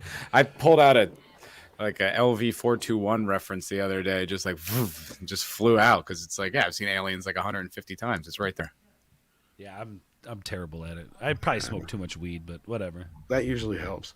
Lost for Words sends in another one for Mexican Iron Man. Says, "Bring the rant, preaching truth." Thank you, Lost. Yeah, Mike's not a loss for words there, that's for sure. Then we've got the English gent. The English gent. Hey, all. Just to clarify, all parts of the UK have a very deep, rich history, mythos, and legends. They're not all as well known outside of the UK. Tolkien used some of them to make his world. Was that English gent enough? Quite. That's supposed to be English? Fuck. Yeah, I was kind of. Oh, I'm I kind thought of it a said script on English this one. Gentile. That's a different meaning. Or should I just go like this? Like, if I do this, it's like more Cockney. And all That would stuff. probably be better. That's a bit closer, yeah. Oh, just- that's just bullshit. Just end it with in Bullshit. it. Bullshit. Isn't it? Start Isn't it yelling bullshit? things like Ozzy Osbourne does. You'll be fine. I am a magic man. That's him. Yeah. Brilliant. Pretty good. I mean, I'll give that one to you. Oh no! If script says it's good, then I'll give it to you. No, that sounded pretty close to Ozzy. I say what I say though. I love it. Remote for TV. Okay, Werewolf's in the house. How you been, buddy? Hey, all. Nobody watched the new Lord of the Rings series. We already got good stuff, plus The Hobbit. Sorry to see Discord vanish. So, it's gone. The other part is, it doesn't matter if you watch the Amazon Lord of the Rings series. If you pay for Amazon Prime, you are funding that series. To a point, yes, but even if you have it and you don't watch it, it still doesn't get the watch at least. So may not get the watch hours, but to them that doesn't matter. They still got your monthly subscription. I mean, that's the same reason why Netflix has a billion shows that nobody has ever watched, right? I mean, to a degree, though, like they can't just keep throwing hundreds of millions of dollars at something no one's watching that isn't bringing new people over. Well, that's why you'll see like Oh, one season of a show on Netflix, and then you'll never hear about it again. That's true. They only need a very small percentage of watch hours, so to speak, for their shows to be able to justify continually spending this. Because they have their own math of the value of input and output for their production. So even if they get, say, only 1 million viewers across those 3 episodes, if they attribute, say, $1 for every minute watched, and they get 1 million viewers, that's $1 million right there for just 1 minute. And if they get 10 minutes, that's $10 million that they say. And if they get 100 minutes out of that, that's $100 million. And if they spent less than that on it, they figured that's a turn of profit, so to speak. So, yeah, the math for some of these streaming companies is very, very specific. And that's why you're not going to see so many of them canceled right away. Like Netflix's numbers, they use similar numbers like that, but they also use the same network aggregate, which is that how long is it talked about in this pantheon of things. And because their stuff is bingeable, the amount of time it's talked about is actually greatly reduced, but they don't really take that into account. So that's why a show that's really popular when it debuts for that first season gets renewed for a second season. The second season it debuts and it's still somewhat popular, but the time it's talked about socially, like the water cooler conversations, diminishes, and then it diminishes again by the third season. With Stranger Things, right? Yeah, and it diminishes again with the third season to the point where like, well, they're not still talking about the show anymore at length, so we're just going to cut our losses here and then use that money that would be for a fourth season. We can use it for a new show. We also don't have to pay or negotiate with talent for any higher costs because their value has gone up since the show's debut. Yeah. So that's how they aggregate. I think the guys behind Cobra Kai are smart. Like they were lucky that they had that jump start with YouTube. So when it did get moved over to Netflix, they had the 2 seasons right away. They were able to drop the 3rd season. They could get the 4th season done. Now they're on top of the 5th season already. Not to mention they were at number 1 for more than 2 weeks. So exactly. That's pretty good. Well, I think they. Oh, real quick, I was just saying, not to mention the binging aspect of Netflix, right? That's kind of their thing. Like now you have 2 seasons of this great show that I can binge watch and catch up. You know what I mean? So that was a smart move. I agree with you. Just wanted to throw that in there. Go ahead. You can't. Holy touch moly, what's Peter saying. Spagilski. You could tell Mike wasn't paying attention. Totally. I'm like, thanks for joining us, Mike. Sorry. What were you saying, Grant? So Sorry. Despite the binge model, it's still highly successful and still talked about afterwards. And I think they've also been confirmed for a 6th season now, already on that. So I think that's pretty. Like I think with it's lightning in a bottle. It's really hard to compare what happened with that because everything that was on YouTube Red that's gone everywhere else has failed. Well, and that's just it. Yeah, and that's where I said they were lucky to have those first 2 seasons to drop just before season 3 was ready to drop on Netflix. Because when they moved it, nobody saw it because we were talking about it for those first 2 years, and everybody's like, "Oh, I haven't seen that yet." It's on that YouTube thing. It's on YouTube Red. Yeah, and it's like YouTube Red had a terrible launch, and I remember when it was just getting started, and I had management and representatives telling me, "Oh, maybe we should pitch this to YouTube Red." And I was like, well, we can, and I have no problem doing that, but they don't. I mean, YouTube has a great infrastructure, but they're not advertising YouTube Red properly so that you can actually get a good show off of this. And the only good show that came out of YouTube Red was Cobra Kai. And again, the advertising for that show was absolutely terrible. It was primarily on Instagram and Twitter, and it was done mostly by the cast and crew of that show and nothing by YouTube. They don't even do that anymore, right? YouTube doesn't make original content YouTube's anymore? Red's dead. YouTube Red died because they have they original didn't. stuff. Here's but, the thing: yeah. YouTube had more subscribers and more access to an audience than Netflix. Yeah. And they did nothing to build that up, because YouTube Red could have killed Netflix if they actually put their money where their mouth was, and actually invested in real television shows, such as Cobra Kai and things of that nature that could have garnered interest and subscription fees. But they didn't do that. They basically just wanted to take what they had already and hoped that people would just gravitate over there because it's a YouTube Red. Like they were focusing more on brand and not on the quality of the content. Yeah. And that's why it ended up failing. Yeah, because like Cobra Kai and I think only one other show they had that were like actual original television programming. The rest was just a bunch of YouTubers that were like some of the biggest YouTubers that they paid to do exclusive content for YouTube Red. That's what most of it was. And it's like, who gives a shit? Did it have anything to? I was just wondering if it has anything to do with the actual market, like meaning like people were mentally like they think of YouTube as free, so the idea of paying for YouTube. Well, is like, that's where they had the in, man. I mean, but that's what I think Script was kind of getting to, is if they would have come up with something that was actually like Cobra Kai and they actually advertised it well and had more Cobra Kais, you know, not like shows that are just revivals, but I mean more shows, you know, that were actual real fucking shows. Well, that was the other part too. YouTube did not want to spend some of the money that was required for the budget of these shows. Like Cobra Kai managed to pull that in because they're like, oh, this will be a tentpole show. We can actually use this to basically rack up more funds, more subscriptions, and more like on the rentals and whatnot of buying the episodes from users, and roll that over into larger productions. But in the meantime, we're just going to supplement the extra content we need for YouTube Red by going out to your top tier YouTubers and saying, hey, we'll give you X amount of dollars, come up with a show, we'll throw it on there. And again, they're thinking brand, not quality. And that's the big problem, because something like Cobra Kai was basically, oh, we've got this brand, but we got to make sure that the quality lives up to the brand if we're going to actually commit to this. So they did it on two fronts in that regard, and it worked. Because again, when YouTube Red launched and Cobra Kai was that first big show that hit, first of all, they dropped the first two episodes for free, which is smart to get people in. And the view count was skyrocketed within those first 48 hours. Yeah. To something YouTube was not expecting. So they figured, oh, yes, YouTube Red's going to be a thing. But when they started looking at all the other shows that they had launched within that period, Cobra Kai was the only one breaking, more than 5 million views per episode. Yeah, because the problem, then again, going back to what I was saying before Script, was that 90% of their programming, if not more than that, was stuff people were already used to seeing for fucking free. Yeah. So it kind of defeated the purpose, and that's where they screwed up. They should have used the fact that, okay, you have all this free content already. That's where you use your big YouTubers. You give them a check to use them as advertising. Then you say, plus you have this new stuff now with Cobra Kai, come up with some other shows, some comedy shows, maybe a drama show, maybe a couple new original movies. Go out and buy a big fucking movie. That's how they should have launched it. And then that would have been the whole thing, is you can get it for free.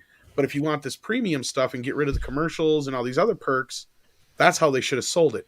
Instead, they did it so piss poor, like, because Script's right. Like, even though Cobra Kai did great for them, the reason it did so well when it jumped to Netflix is that just nobody had watched it, because most people were under the assumption that you had to pay to see it, and they were not going to pay for YouTube.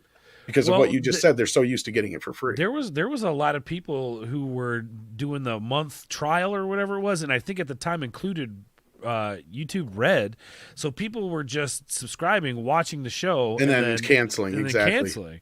So I feel like they could have done better in that regard if they wanted to draw more people in. Like, hey, you have to have a paid subscription to see this, but then give you your first two episodes free. Like that, to me, that just makes sense. This is a new thing, a new platform. Well, not a new platform, but a new feature. Right, a new feature. And you want to get people interested in. And holy crap, to think how popular the show is and what YouTube could have actually done with it. But yeah, you're right. I don't remember a lot of advertising around. No, they didn't advertise for shit. Peter Smigalski sent in a very, very generous super chat. Thank you so much. Says, as much as I want to agree with you that ROP will flop, I think the fact that Wheel of Time has gotten as much positive feedback in another season despite its crapness, I think Lord of the Rings ROP is going to get a huge reviews and lots of positive feedback. Now, you're probably not wrong. The mainstream media is going to eat this shit up. It's going to get the viewership on the first few seasons, but I don't know if it's going to be able to retain that viewership. And unlike Wheel of Time, the thing is, anybody who was a fan of Wheel of Time that I talked to fucking hated that show. But if you were not aware of what Wheel of Time was, then you didn't really have any basis for comparison. So you were pretty much fine with it because it was actually something that came from a decent story. So even fucking it up, it still came off as a decent story, I'm sure. Lord of the Rings is a little bit different animal, right? Like Lord of the Rings, people are familiar with. This is going to get to like Star Wars territory where people are going to start wondering, because you're also going to have the confusion of a lot of people who don't realize that this is a completely different entity than the Peter Jackson Lord of the Rings. Right. And it's so beloved that messing with it is dangerous. Like I was hearing you guys talk about this earlier, and the way it like cuts through cultural bounds. Yep. And it is almost bigger than that property because it's so sacred and it's something that's timeless. Yep. You know, like even Star Wars, as much as I love it, has kind of aged a little bit. Yep. This will be watchable in 100 years. Well, and there's an entire generation or so, maybe 2 or 3, that in America, at least that I know of, and I'm sure maybe in other places, where The Hobbit is like required reading as a young. Oh yeah, no, it was required for us to read it. Yeah, no doubt. I actually have my school copy of it from back then. Yeah. So I mean, it's not not really like that much. I kept it. I really think they have no idea what they're messing with. I think they have no idea. And once this stuff starts getting out there, people are going to lose their minds. And 6 is right. People are not as familiar with the appendices. And that goes right. What I was saying, though, is a lot of people are going to think that this is a prequel to the Peter Jackson films. And that's going to cause even more confusion.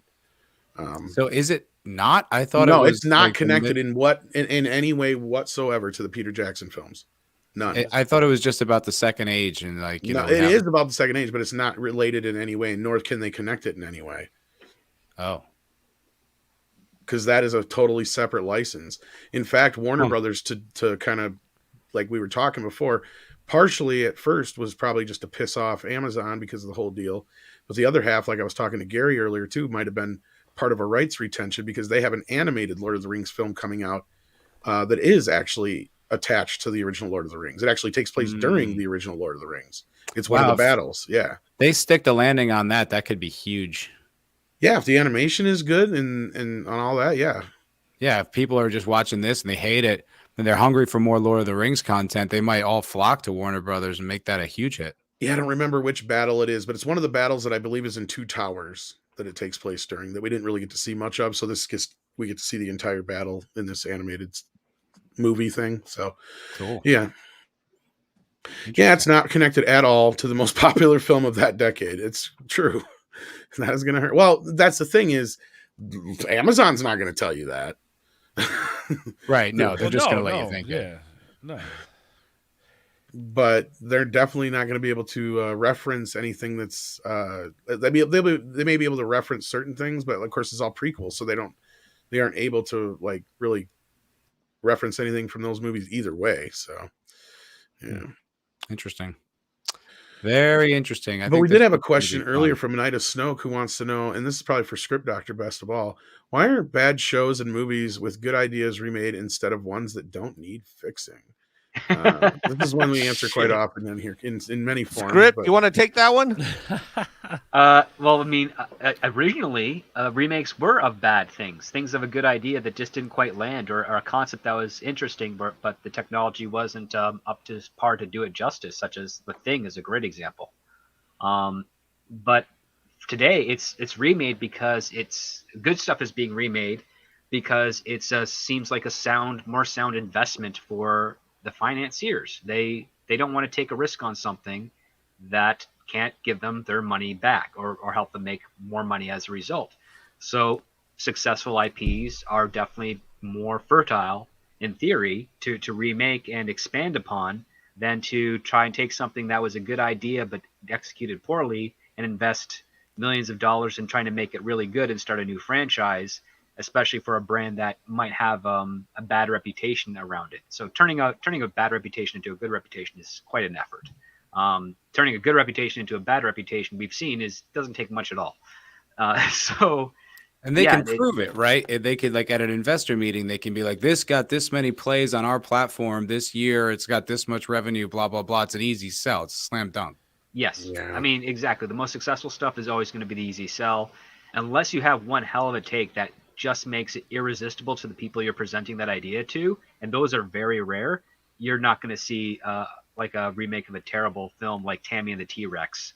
It's just you Oh, have to how have one dare you, hell of a- sir? That's a masterpiece. I know, Dude, right? that's I'm my like, favorite I'm fucking movie, bro. primed to remake that right now and put nunchucks in it. Which could be feasible. The dinosaur is a robot, so it Told you.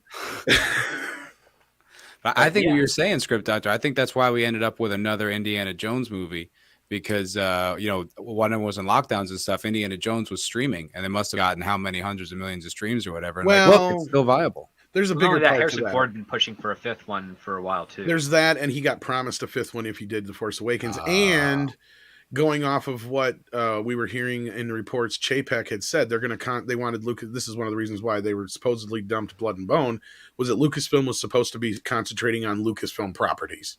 They didn't need to add any more to their plate than they already had because they've got properties they can exploit. So I'm sure that's another reason why Chapek pushed for this to get done as quickly as possible too. And yes, 6 Nunchuckosaurus will happen one of these days. That's dope. Tom, did I you like get all that. the member? No, chat? thank you for reminding me. I was just going to get to those. Those are in the private chat, all of them. We've got Etienne Falidoro, who's been a member for 7 months. It's a maximum puppy effort level. Thank you so much. Whenever I see the first Elrond scene in Fellowship, I always hear, "Welcome to Rivendell, Mr. Anderson." We got a new member in Grant Gregory. Thank you, sir. You're on the panel. He's a minimum effort puppy, so we got to give him a minimum effort puppy video. Where's it at? Do it. Do it.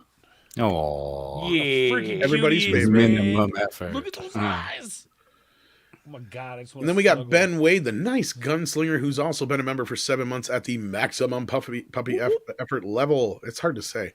I propose a Star Wars free zone for at least a month.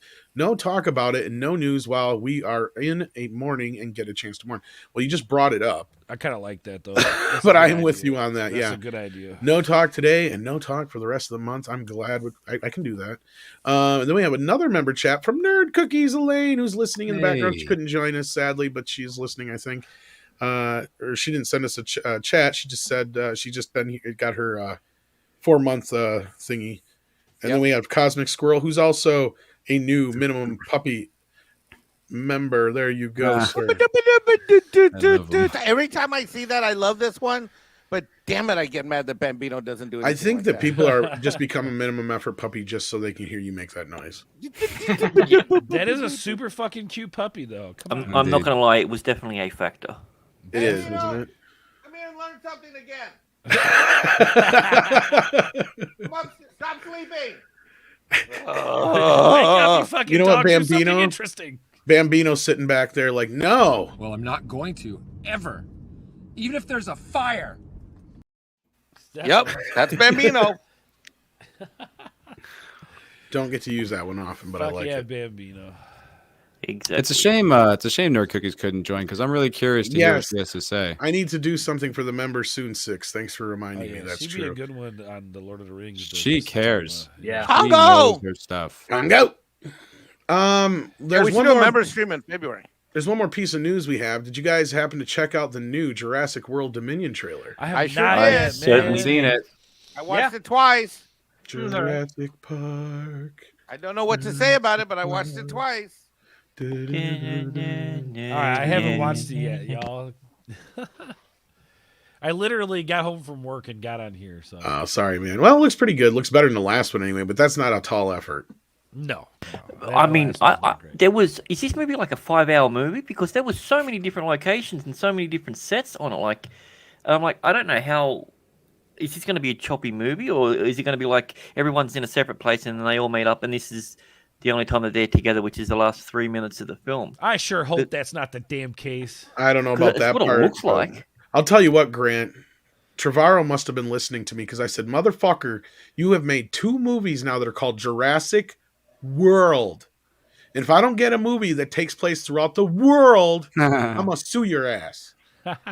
I will sue your ass. I'll eat your ass. I will. I will.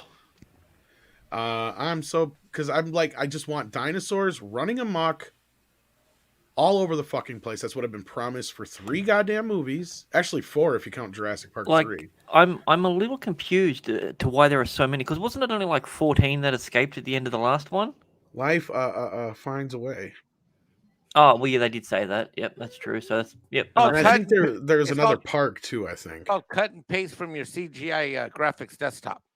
because if I'm not mistaken, the animals that are in the first Jurassic World, those aren't the animals they're saving in the second one. Isn't that the animals from Site B they're saving? Yeah, that was from Isla Nublar Exactly. instead of Isla Sorna. Yeah. So there's a whole bunch out there. That's my point. And then you have the other aspect that other company that got a hold of the dinosaurs DNA or whatever, they're supposedly have something to get out too. Yeah. The one that BD Wong ended up working for. Yeah, and I think that's Yeah. where that mega T-Rex thing comes from, and that was like where Ian Malcolm's like, why do they always got to make them bigger? I'm just grateful that this is coming out because that means we'll probably get some videos from Mauler and Critical Drinker, and I'm just happy for more of that. I just want one more good Jurassic movie. I love the first two. Yeah, same here, dude. I know some people don't like the second one, and yes, there's some cringe moments in it, but that third act in San Diego, I love that in Lost World. That is my favorite. Yeah, like I mean, Did that's what we wanted, but in a movie. That's what I was saying. Hopefully, that's Yeah. this. That's what just I'm hoping that. this is. I mean, it's a very flawed movie when it comes to like logistically what could actually happen with it, but I love that second film. Is that the one with the daughter who's like a gymnast who like Yeah, kicks that's the the cringe raptor? aspect. Yeah, when she kicks you know, the shit out of the. gymnastics can beat what do you call it, velociraptors. It's a I was just proven gonna fact. say, We all know yeah, this. when she kicks the okay. raptors and shit, I'm like, oh come on. Is that in the skill decks? I didn't read. Yeah, she has a +4 in agility, so it I makes should have sense. read Yeah. it. My mistake. That's probably the worst bit of the movie. Other than that, it's awesome, especially that bit where he pays homage to Jaws, where you got the guys running through the tall weeds, and then you see the three lines those coming are at him. cool. Oh, Yeah, that is I so love that. fucking That was cool. sweet. That's probably my favorite part of that movie. Yeah. And But I I'm looking honestly, forward to this one. I enjoyed 3 for what it was. It has its moments. I was Yeah. glad they used some stuff from the first book that never made it into the movies. But the story is really kind of pushing it. What's the story on 3 again? I don't That's remember. the one where the Lost kid on family, the the island. kids Yeah, on the the- island. Oh, kid and their William H. dad Macy, get lost on right? the island. Yeah, that's it. Yeah. Tia Leone, I think, was the mom. Oh, that's right. Yeah. Yeah, You got I the just talking watched the raptor video. in the dream And sequence. was it Oh, Macy? Alan. Yeah. Oh god, yeah, the talking raptor Alan. What the hell is that? So dumb. I Yeah. love it. Well, even though it was a dream sequence, I laugh my head off every time. I hear know, that. right? That is just so Ugh. bad. Because he gets that whole thing about how raptors used to talk to each other, and then he has that nightmare on the plane. And yeah, he sees a raptor sitting next to him, and he's like, Alan.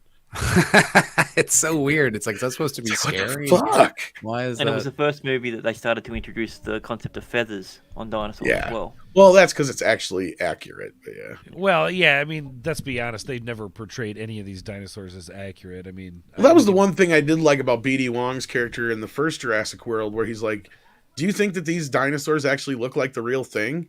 They Oh, look yeah, exactly yeah. like you expect them to look like. Right. Because we used frog DNA. Well, not only that, he basically Well, I guess it was lucky the implies- chemicals weren't in those waters to Well, turn you all the just dinosaurs gay. Yeah, right. Well, he just basically implies that they basically made them look like what we picture them from the, all the science and storybooks over the years. Yeah. Hey Tom, I got to get going, my friend. No, that's fine, man. Thank you for being here, Matt. We appreciate you hopping in. Check out Fall Ball Productions. Like I said, I stop in there every once in a while on Friday nights to hang out with the boys and tell them real quick what kind of stuff you do over there and plug your channel. Yeah, thanks. Yeah, we do. I do like a follow-up show to FNT. It's a live stream. It's called the MFR Cocktail Lounge. It's pretty wild. It's pretty fun. We do it every Friday night, and Tom will be there. Sometimes Comics shows up. It's a good panel. Mr. Grant Gregory, you can see there on occasion, and I would like to have a little bit of fun. But I did want to leave with this plug, and it's not for me. Young Ripa put out a video today about a segment from his podcast about this whole Lord of the Rings thing and fandom. It was there's no one's putting it better. It sums up everything, and I think it's almost like something we need to just absorb and believe in for the future. It's incredible, and I highly recommend it. Awesome. All right. Thanks for being here, man. Appreciate it. Thank you. Take care of yourself. Bye, Hey, buddy. panel. Bye, chat. Bye, Grant. Stick sharing your link Bye. there in the chat. Thank you. Bye. Bye, Mexican guy.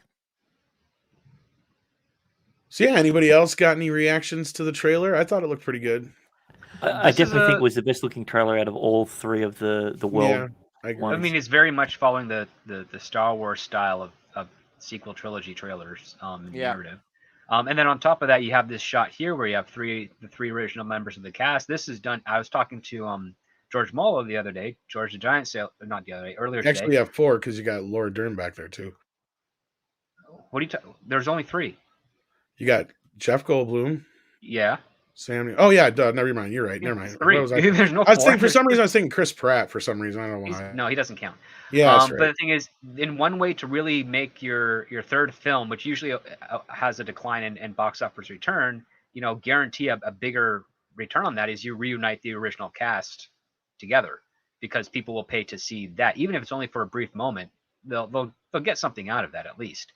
And that's a good way to do that, because if you never did that, you just have most likely a lower box office return than the previous one, and that seems to be the case with franchise films. So yeah, you're definitely going. I mean, hopefully this is going to be a better movie than the second one, and hopefully you get a lot of fun and good character moments with those original 3 as they interact with the new tier of people, which is basically just Chris Pratt and Bryce Dallas Howard, because I don't remember a third person. No, there wasn't really. No, you're right. Apart from that, the nerdy guy in the comms, but yeah, BD Wong technically shows not up really. again too. He's in the trailer.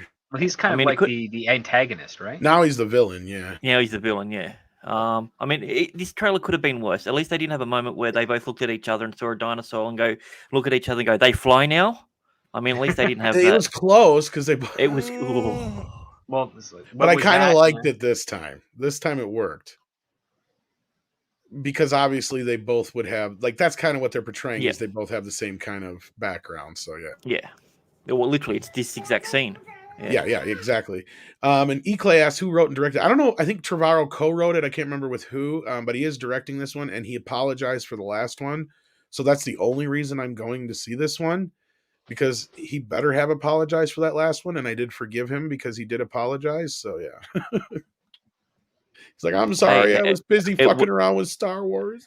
It worked with Sonic, so I mean, I think if more people do it, they're going to get more response. I think he was listening to the fans. I really do. I think he. But yeah, I'm finally excited for a Jurassic World. So yeah, it's got a new writer on it, Emily Carmichael.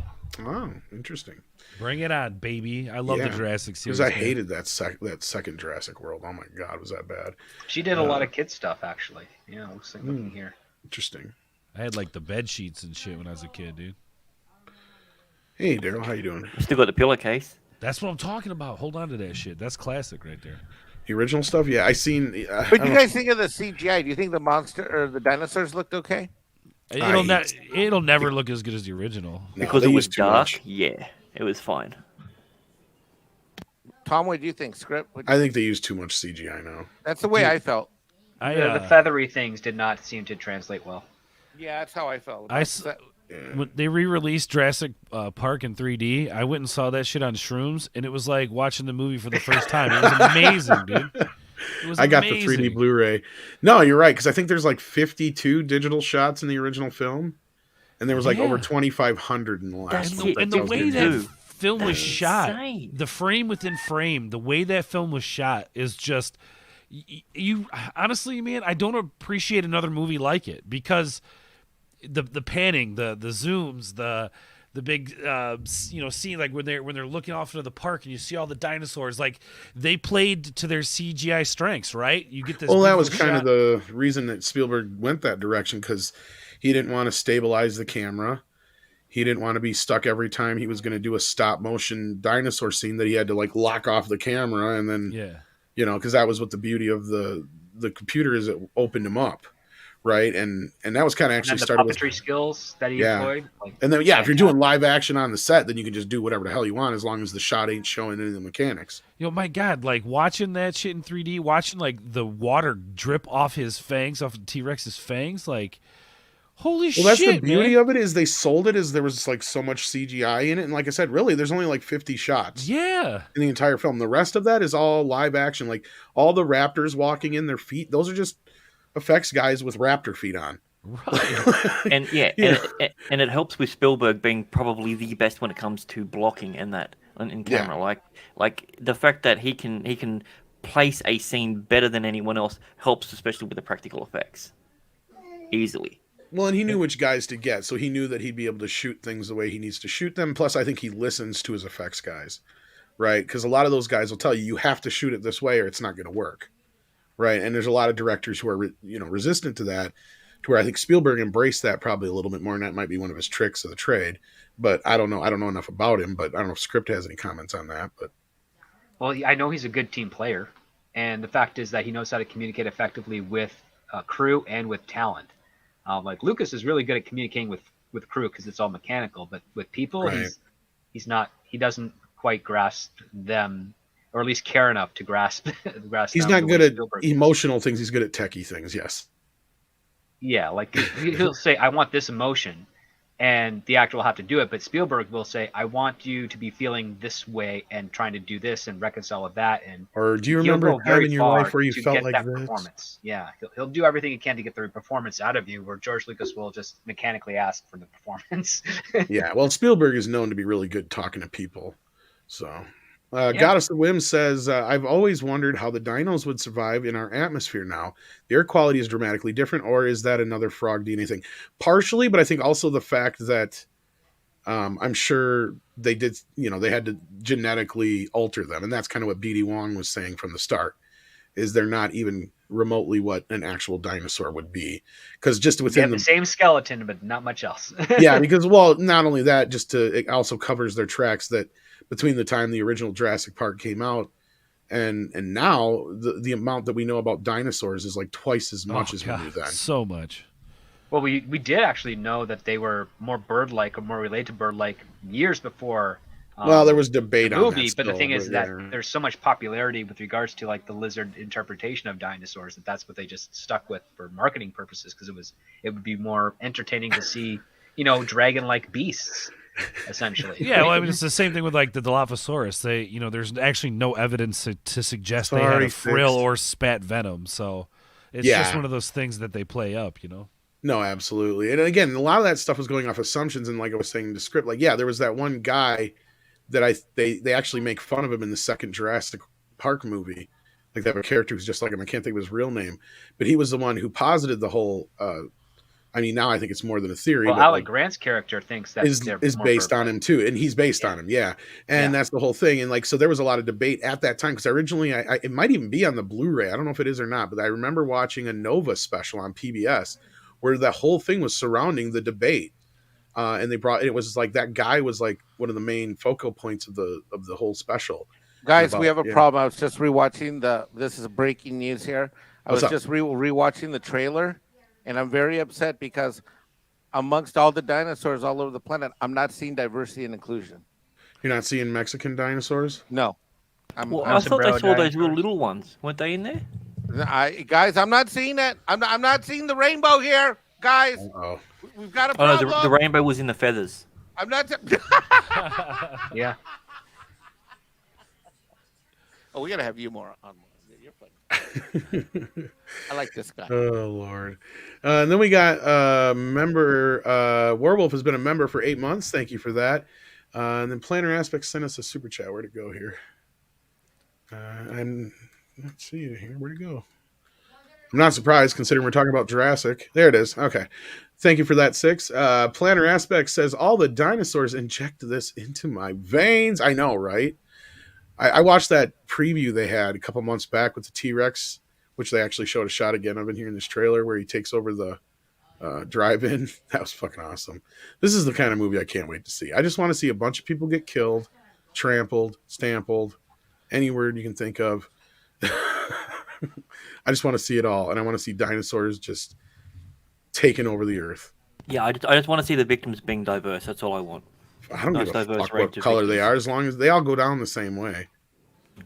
Oh, some can get squashed, some can get eaten. Yeah. What Well, about yeah, my you know. feelings, Tom? I need to see diversity so I feel that I'm included with the equity of the representation. Maybe they got a raptor with a sombrero. Oh, okay. Oh my God, I'm gonna meme that. I'm gonna talk to Nelson. Maybe. I don't know.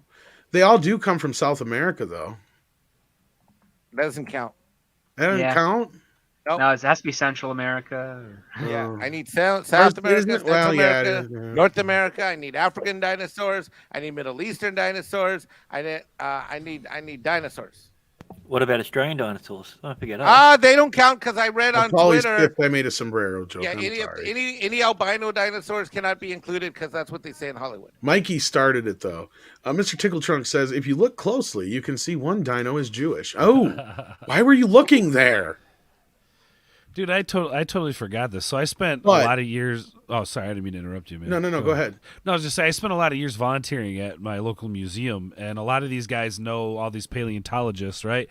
Well, I actually know Jack Horner, the guy who collabed with them on that, the one that like fought about the Dilophosaurus frill with Maybe that's the guy I'm thinking of, or it's actually Jack Horner. I think so. Could be Jack Horner. Yeah, yeah. You I look know like a that. hippie. Oh yeah, total dude. That's the guy. That's the guy. Yeah. Almost kind of like Steven Spielberg, but like bigger, like fatter. Yeah, But, he's the guy they made fun. Well, not made fun of, but they had a character just like him in the second film. Yeah. Yeah, exactly. Yep, that's the guy. Yep, that's what I was talking about. Jack Horner. Yeah, he's the paleontologist. Goofy dude, man. Goofy dude. No, that's cool because that's who I was just talking about, and I couldn't think of his name. Yeah, well, that's I totally forgot. I was like, oh yeah, I freaking know that guy. And then Because he's the guy who really pushed the whole idea of the bird thing. Yeah. Yeah. Oh yeah. Well, and he was actually working with another guy on like the whole reverse engineering chicken shit. Like that was he's like into that weird shit. Like he's all about the genetic engineering and shit. Crazy. What's up, Polly? Yeah. What about dinosaurs with mental health issues? We need to worry about that. Well, they definitely have they're quick to anger and violence. Yeah, that's true. Especially raptors. Did you see Blue's got a baby? I saw that. That was a little confusing. Who's the Blue's got father? it own. Well, there's plenty of daddies out there, I'm sure. Well, I mean, Chris Pratt's acting like it is his kid. We got to protect it. It's our family. I'm like, what have you been up to? Well, there might be a reason for that. Maybe they raised it in captivity and he knows it's not going to be able to handle the wild. That, or he knows that the world's killing all the dinosaurs or whatever. Because I'm sure the government gets involved and we want to eradicate all these dinosaurs. Yeah, you notice you didn't see any dinosaurs in Texas. There's a Wonder reason why. for that. Yeah, They wonder got Because why. we grill them, bro.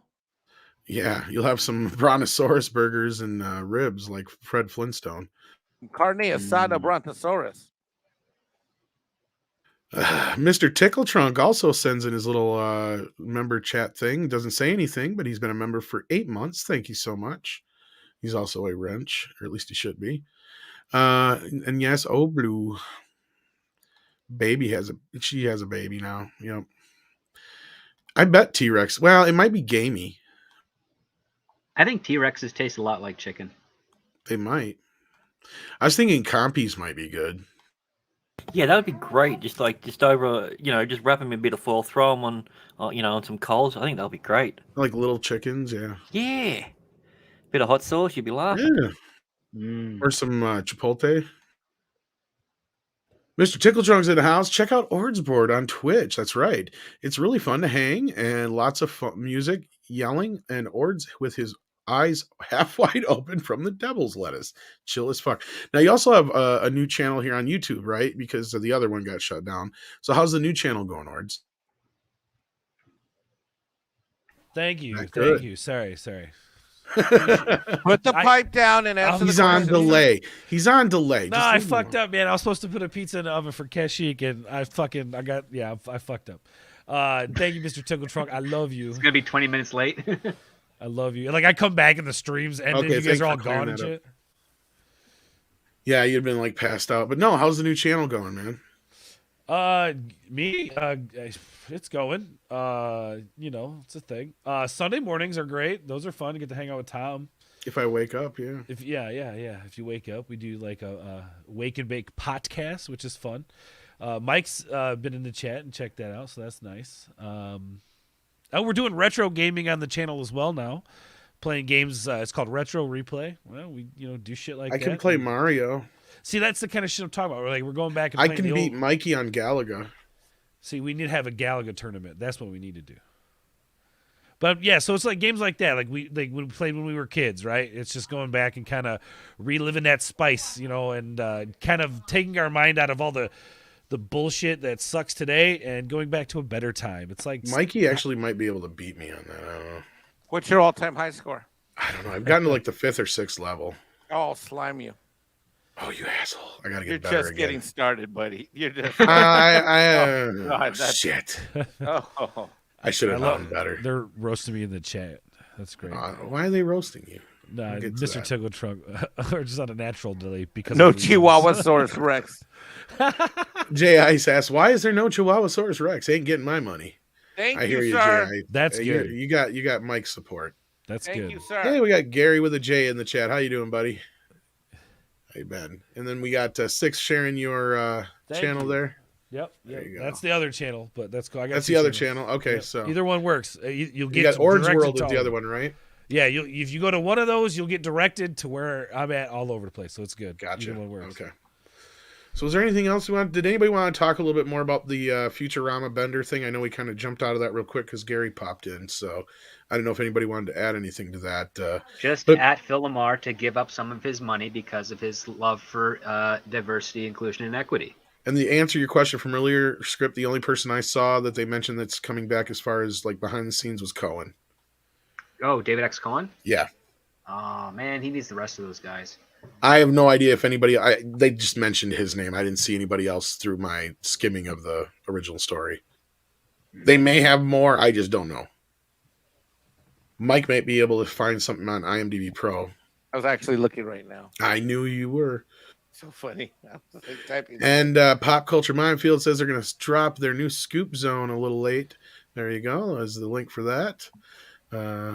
And Werewolf wanted to point out that He-Man may be using new CGI He-Man set where Adam is an orphan still on Eternia, but not the Kingdom of Eternos. Is that based on that new show? Yeah.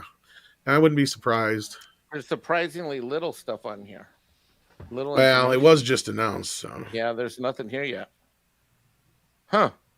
Yeah, but I agree that if they can't get DiMaggio, it's pointless. But he's holding out for a payday, and I kind of don't blame him in a weird way. Not really much. I mean, the rumor is that he just wants it to be on scale with Billy West because those two guys do the most voices on the show. I'd imagine, yeah.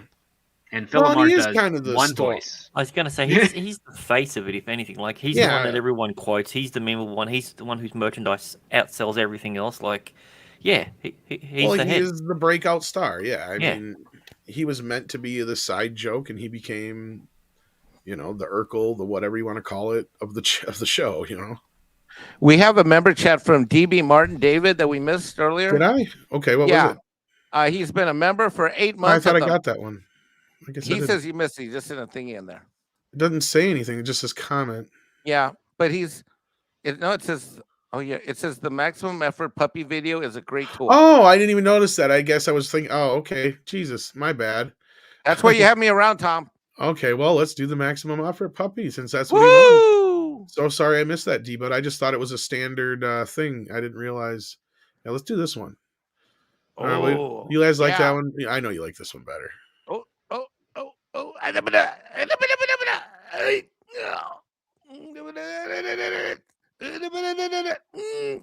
it's like me getting out of bed in the morning. There you go. And Morgan King's a little upset with you, Mike. Oh no, what'd I do now? Well, this is a common thing I keep getting every day. Mike, I want a refund on my rabbit chickens. They're running around still and thought when they ordered them they would be dead. You can't kill them. No. They don't have a fucking head. Nope. And we don't know where the heart is yet. We haven't found it. They don't have a backside either. They just cut them up. Yeah. Well, if you can catch them. If you can catch them. And the problem with the rabbit chickens, and it's just the problem Morgan said, when you run around and then they go interdimensional portal on you when you're not ready. There is that problem. They do. I don't know. I bet they taste delicious. They are. They're made for eating. It's like just when you go to grab them, they go into another portal and you hear this. Yeah. But that's how they taste too. Magical. They taste like they're from another realm. I want one. They're very good smothered in anything. But mostly ketchup. Jack White says, Mike, if you're looking for a palate cleanser after the disappointing ending of Boba Fett, check out Space Battleship Yamada, $21.99 and $22.02. Oh my God, Jack, that has been on my list. I'm working my way to that one. It's that title. It's about 5 down on my list, which originally had 30 animes on it. I'm getting there. I can't wait. Everybody tells me it's just awesome. So either somebody misspelled Gary with a J, or that's not Gary and it's Keith. But I think it's Gary. So because I think Keith has his own thing. What? Of the guys over at Pop Culture. Never mind. Yeah, what about him? Never mind. I think he's correcting somebody because his name is spelled Gerry. Yeah. Anyway, was there anything else we had to talk about before we wrap this up today, boys and girls? And with that, okay, Andre. Like Just that, I love you guys. I thought he was here for a second. I know, right? It's me. That tells me nothing, Gary. That's why you said Oh, 6 called you Gary. Gotcha. Gary's just fucking with us again. It's not that he's not being asked back. He just wants to be paid his due. It's not an ungodly amount, according to what the script is saying. No, it's not. The statement he made was basically a payment that would be on par with Katie Seagal and Billy West, because, again, those three are the majority of the voices of the show. You gotta be right. They're underpaying the Mexican character too. That's ridiculous. well, that wouldn't be the first time, right, Tom? Of course not. Wouldn't Why be the would first they? time. It's cheap labor. That's why they Tenemos look good. problemas con esa cosa. That's when I talk Spanish with my South Carolinian accent. That was very... It confused my genitals a little bit, Mike. Oh, Jack White also says, panel, check out 7 Deadly Sins. I did that and I'm going to hell already. Yeah, I got through the first 6, but then I got jealous of the last one, so I couldn't. Oh, that's cool. And Werewolf's book is in completion. That's awesome. And she called him Backdoor Gary. Bite your shiny metal ash. I can't really do a good bender. I'm getting my own. I can't do him. Fuck him. I'll have to listen to his voice again. You know, I've not seen that many Futuramas. I've seen scattered episodes, but I don't know. I just kind of fell out of it. Oh, if you want to watch one that'll put you in a really good mood, watch the one about Scruffy. I know, I've seen that. Yeah. one. The first 3 seasons are absolutely superb. Yeah, that's about where I fell out probably. It was around season 3. Yeah, after they were axed and brought back for the 19th time, it started to change a bit. Yeah. And then 6 wants me to do Kermie phrasing. So I'll do it in this super chat here. Jack White wants you to watch the anime 7 Deadly Sins. Oh. Anybody seen that? Nope. oh, I've heard of it. I haven't seen it yet, though, but I will try and check it out. I got a list of shit that I'll never get to. That's why I don't You have make not been lists. smoking doobies, 6. Whatever. You lie. 6, way to invite me. What the hell, man? She's lying. you're always smoking. No, you don't need an invitation. That's true. I just show up. Love you. Kermit is always a correct option. I love you too. Love you more. You know, it's amazing. You are 100% wrong. I mean, nothing you've said has been right. That's my boy Kermit. Kermit. I love that scene. Muppets Take Manhattan does not get enough credit for how clever it is. Oh, it's a beautiful movie, man. It's such a great movie. Like the emotional tones in it, the ups and downs, it's a jerker, man. It's good. I love how they all are staying in fucking lockers. Yeah, it's fucking brilliant, man. And then they show up at the hotel, Happiness Hotel or whatever it's Here called. I am. Here I am. Look at We me, got a Broadway right show with pigs and dogs and chickens and stuff. Yeah, it's a great movie, man. Huge Muppet fan. Love Jim Henson. All this shit. That was in the Great Muppet Caper. Oh, okay. I thought that was from. but you're talking Was it? about Muppets Take Manhattan. Was it is a really? great one. Yeah, the Great Muppet. Because I Caper could have is good, swore too. that was in the Okay, it's been a while since I watched the last 2. No, so. I think he's right. That one was in. You're the Great probably Caper, right. But you said Muppets Take Manhattan, right? But yeah, that's what I Okay. thought it was from. I thought it was Okay. from the. God, God, which scene is that from then? Who is he talking to? Because I thought that was from the one scene in the park of Muppets. Yeah, where Piggy is like following Kermit around, and he's Yeah. yeah. And then is it Richard Pryor that shows up? Who is No. it that shows up? It's what's his face from Running Scared. That's the scene I thought it was. Okay. Gregory Hines. Okay, yeah, Yeah, he's on the Hines. skate. Yeah, that's a different movie.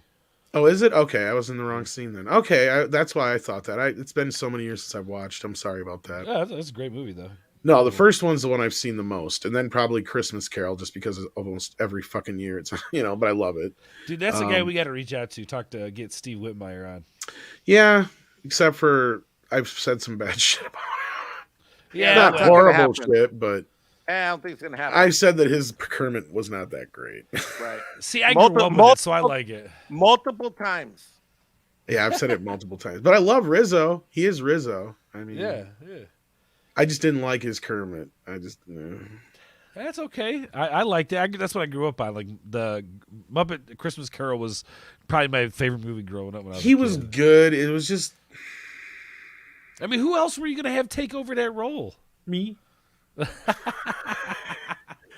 I mean, All he right, just didn't sign me quite get. I mean, he was good, but he just didn't quite. There was just something missing. I Okay. think Do his Kermit versus your Kermit. Well, this is Frank Oz, or Jesus Christ, Jim Henson Kermit, and then let's see, Steve Whitmore Kermit. He's like more up here, and he's like this.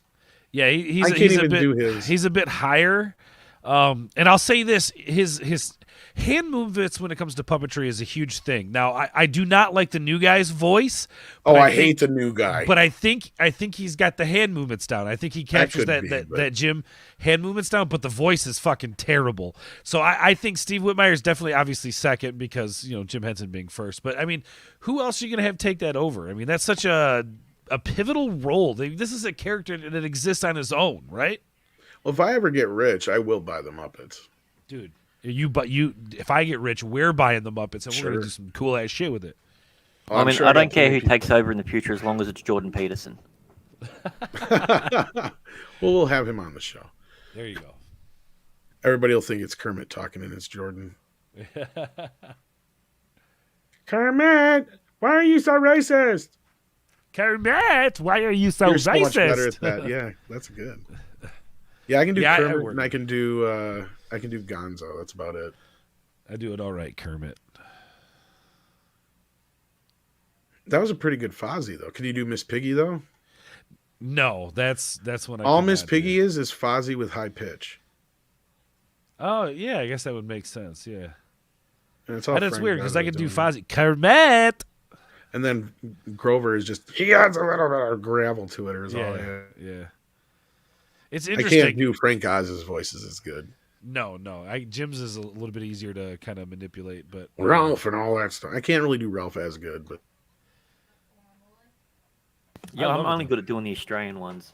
if you find somebody who can do Pepe, but he's still alive, so I do an all right Pepe. I'm not gonna do it now because I'm like just getting over the flu, so I sound like dog shit. But well, I mean that's the thing is a lot of the guys are dead, but like Frank Oz is still alive. Whitmore's still alive if you wanted to use him again, and then because he could do Rizzo and a few of the other characters that he does normally. And I mean, I don't know how Dave Goelz is doing because I know they replaced him on the one thing, but I think he was one of the only ones who was left as one of the original guys. And then I don't know if they've replaced him yet or not. they're just the new Muppet stuff is so out of touch. Yeah, it It's is. just- Well, and Frank kind of made it sound like he would still do it, but they just don't want him to. Well, that's the thing because his thing is like I'll do it, but we got to do it the way I want to do it, not the way that you guys are doing it. Because it's like I think at least in the Muppets now, the stuff that was on Disney Plus, I think the best where that shines is like Beaker, Bunsen and Beaker, where it's just chaos, right? Like one of the skits is they throw random objects at a wall to see what it looks like when it explodes, right? Or whatever. So it starts out with apples, and then it starts out with pizza, then it's like microwaves and like all this crazy ass shit. Those are like the only moments that it shines. The rest of the show is just I fell asleep almost every episode, and I wasn't a huge fan. I dropped out of it. it was I don't even think I watched the last two episodes. It was trash. Well, It once was they fucking broke trash. up Kermit and Piggy, I was done. What I'm the like, fuck what the is fuck? that about? No, you can't do that. Like Jason Segel didn't even do that. Yeah, you can't do that. That's just they're a classic couple. You can't do that to them. Yeah, man. They basically been together longer than most couples. Yeah. True story. True story. Yeah, but no, I totally would get Frank involved if I own them or we own them or however you want to put it. That would be amazing. Just include me. I don't have to own shit. Just make me a part of it. Oh yeah. I'll puppet for you. Oh yeah. I even liked Muppets from Space. That was fun. That was a little fun adventure. Here's the thing. My only beef with this is we didn't really need to know Gonzo's origin. Yeah, that's my only problem. But it was still fun. But it was a fun ride. It was a good adventure to see these characters on, and yeah. It was a nice character piece too at the same time because like you said, nobody ever really need to answer the question. It was fine with him just being a weirdo, but it was just kind of fun to give him a backstory because he always kind of was, just the side character. So. Well, I don't know. I think he's probably one of the more popular side characters. I mean, a lot of people, identify with him. Well, little weirdos. So, well, I said that they always overlook him. He was the first queer character. Jack White says, couple of raunchy animes for your World's End harem and redo of Healer. I've heard of redo of Healer. Yeah. I remember getting suckered into a conversation in that on Yellow Flash's channel once. Ugh. I love the chat right now. The chat's amazing. Oh, the chat's awesome as always. I do love Muppet Christmas Carol. It's still pretty good. I just love it, man. And that was Steve Whitmire's first portrayal of Kermit, by the way. Just saying. No, he did I can okay. talk about Muppets forever, man. He did okay. Yeah, I mean, look, I'm not gonna. He'll never be that soft-hearted, that calm, caring voice that Kermit had when Jim was doing it. Like Kermit. Well, he's also missing a little bit of Jim's edge. He has a different kind of edge. Yeah. I would say like the Jim Kermit falls in line with like Mr. Rogers, right? Like that kind-hearted, like that soft voice that but a lot of fun, right? It would bring a lot of fun. And yeah, I mean, nobody else would do it better than Jim, obviously. But I think Steve did the best he could with what he had, and we got a couple of good properties out of it. I mean, Muppet Treasure Island, I mean, you really want to sit and talk about the 90s Muppets. I mean, Muppet Treasure Island to me was fantastic. Oh, no, it's one of those things where if I had my druthers, I definitely would have him there than this new guy for sure. But, yeah. But yeah. Well, is there anything else we had to discuss tonight, guys? Or is that about it?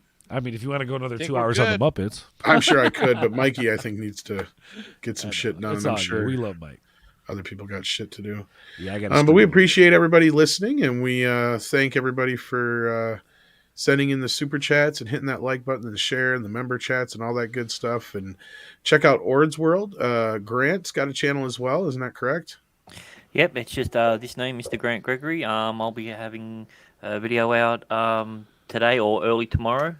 So it'll still be all today, but all tomorrow by then. Who knows? Time zones are funny. So, but yeah. And I'll be on Yelling at Park Cars on Monday, I think. Cool. And then Ords, you got anything coming up you want to plug? Yeah, I'll be doing a retro replay probably here shortly on Ord's World. Also, I think we're bringing Mario Kart back tomorrow night on Twitch. It's a lot of fun. We drink, party, and yell at each other in Mario Kart. So if you like watching friendships get ruined, that's probably where you want to be. So that's like at, I think, 9:30 p.m. Central Standard Time. And then come check me and Tom out on Sunday morning if he gets up for the Wake and Bake podcast, where we talk about pop culture, of course. And then we share funny stoner stories and just whatever happens, baby. Sweet. All right. Script, you got anything coming up?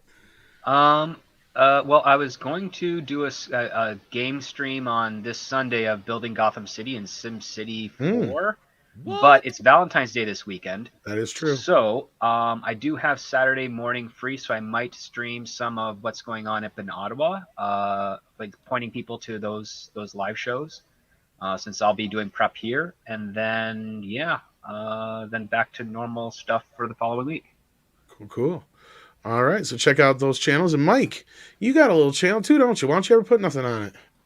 What are you talking about? I just uploaded a little unboxing video of my Ghostbusters this morning. Well, I didn't get an thingy for that. Well, Tom, you have to like and subscribe, and you have to hit the bell button, and you have the bell. You got to put all rabbit chicken notifications, not just. when I feel like. Well, people said they didn't get a MEAD radio alert either today. So Dude, I Mark's didn't, yeah. comment is hilarious. Valentine's Day, the day 1,000 streams die. That's pretty good. That's pretty good. I'll be probably streaming that day. Well, there you go. We got Mexican Iron Man. I am subscribed, and my bell is rung, sir. I was just teasing you. No, But but yeah, I didn't get a. I put up my Ghostbusters. You want to see it? I see it now. Okay. I'll put it up here. Hang on, since it's only a minute long. Yeah, it's less than a minute. Hang on here. Let me share the thing. Boo. My net's acting up here. Can y'all see it? Come on. Spinning. I know it never does this. I don't know You what have it muted. It has audio. I don't know why it's been doing this lately. You just want to get me a copyright claim. Oh, you're not gonna get. They can't even hear it. The music stops in a second anyway. I'm just picking on you. You know, if you turn it sideways, you get portrait. No. He said, I'm a rookie. I don't know how that shit works. I produce. You gotta like be careful of that fucking knife. No wonder you're wearing gloves. Yeah, I cut myself before. Watch this. I can see that. Are you trying to open it or murder it? Jesus What Christ, you Mike. doing, bro? What? I'd hate to be your date, man. Jesus. Oh yeah. Manhandles that, yeah. Well, then again, some ladies might. What's this? Look. Yay. So excited. Oh, wait, what do we do with this? I love how you just throw it down. Yeah, I'm so excited. He's just Get like rid of that. throwing everything. Looks like we gave that away. It's just like, check it out. Fuck yeah. I'm just like, You get a Blu-ray and you get a Blu-ray. Oh, that's my favorite That was unboxing. those codes are probably picked up so far. But you know what? Honestly, Marks, I have a set of codes that were given back to me. If you really, really want some, email me or DM me on Twitter. He said, wait, I need those codes. Can you tell I was excited or what? A little bit. Because Yeah, you've got dude. like 400 almost views on that right now. So I'm sure somebody got that code by now. Oh yeah. You I don't try. I don't care. So yeah, check out Tom, Mike's you know what? I channel. want to tell you something. Last night, I want to follow up. So guess what I saw to cleanse my palate from my Boba Fett disaster? A stripper? No, stop it. You know how you sent me a lead on 4K, but I already had it in Blu-ray, right? Oh, you just had the standard one. Okay. Yeah, I had the standard one. Bro, it looks so different. Well, it was filmed in 4K from my knowledge. Holy shiznit. That And finished 4K in look 4K. that you got me was is unbelievable. And the audio sounds better. Why is that?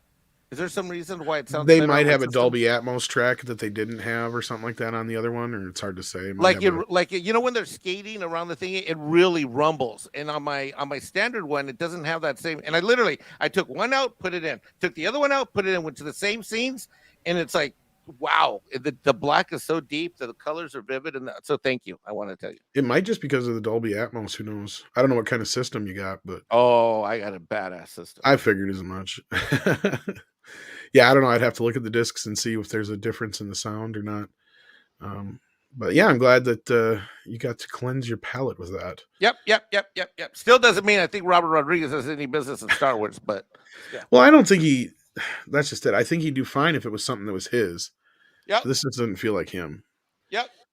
And I watched and scanned through some of the other stuff, and I watched Echo Base's breakdown of last episode. So I've seen bits and pieces of enough of it now that I got the gist of it. You But we're gotta not going let to talk greatness- about it. Yeah, we're not going to talk about it, but greatness like Robert Rodriguez needs to just be free to be great. Make stuff like El Mariachi or like Desperado, which I believe I'm going to be talking about with What? Paulie here in a few minutes, actually. It starts here at 6 p.m. Pacific time. I think that's coming up Oh here. shit, ain't it? we're late. No, that's a half hour ago, man. Oh shit, we got to go. We got to go. Okay. Wait, I what don't know happened, this man? time zone thing. We gotta go. No wonder he was wandering in here. Yeah, we got to go. All right, Bye, everybody. Here's the link for that. There you go. And we will be over there in just a few minutes. Take care of yourself, kids. And Adios. we'll see you next time. Great.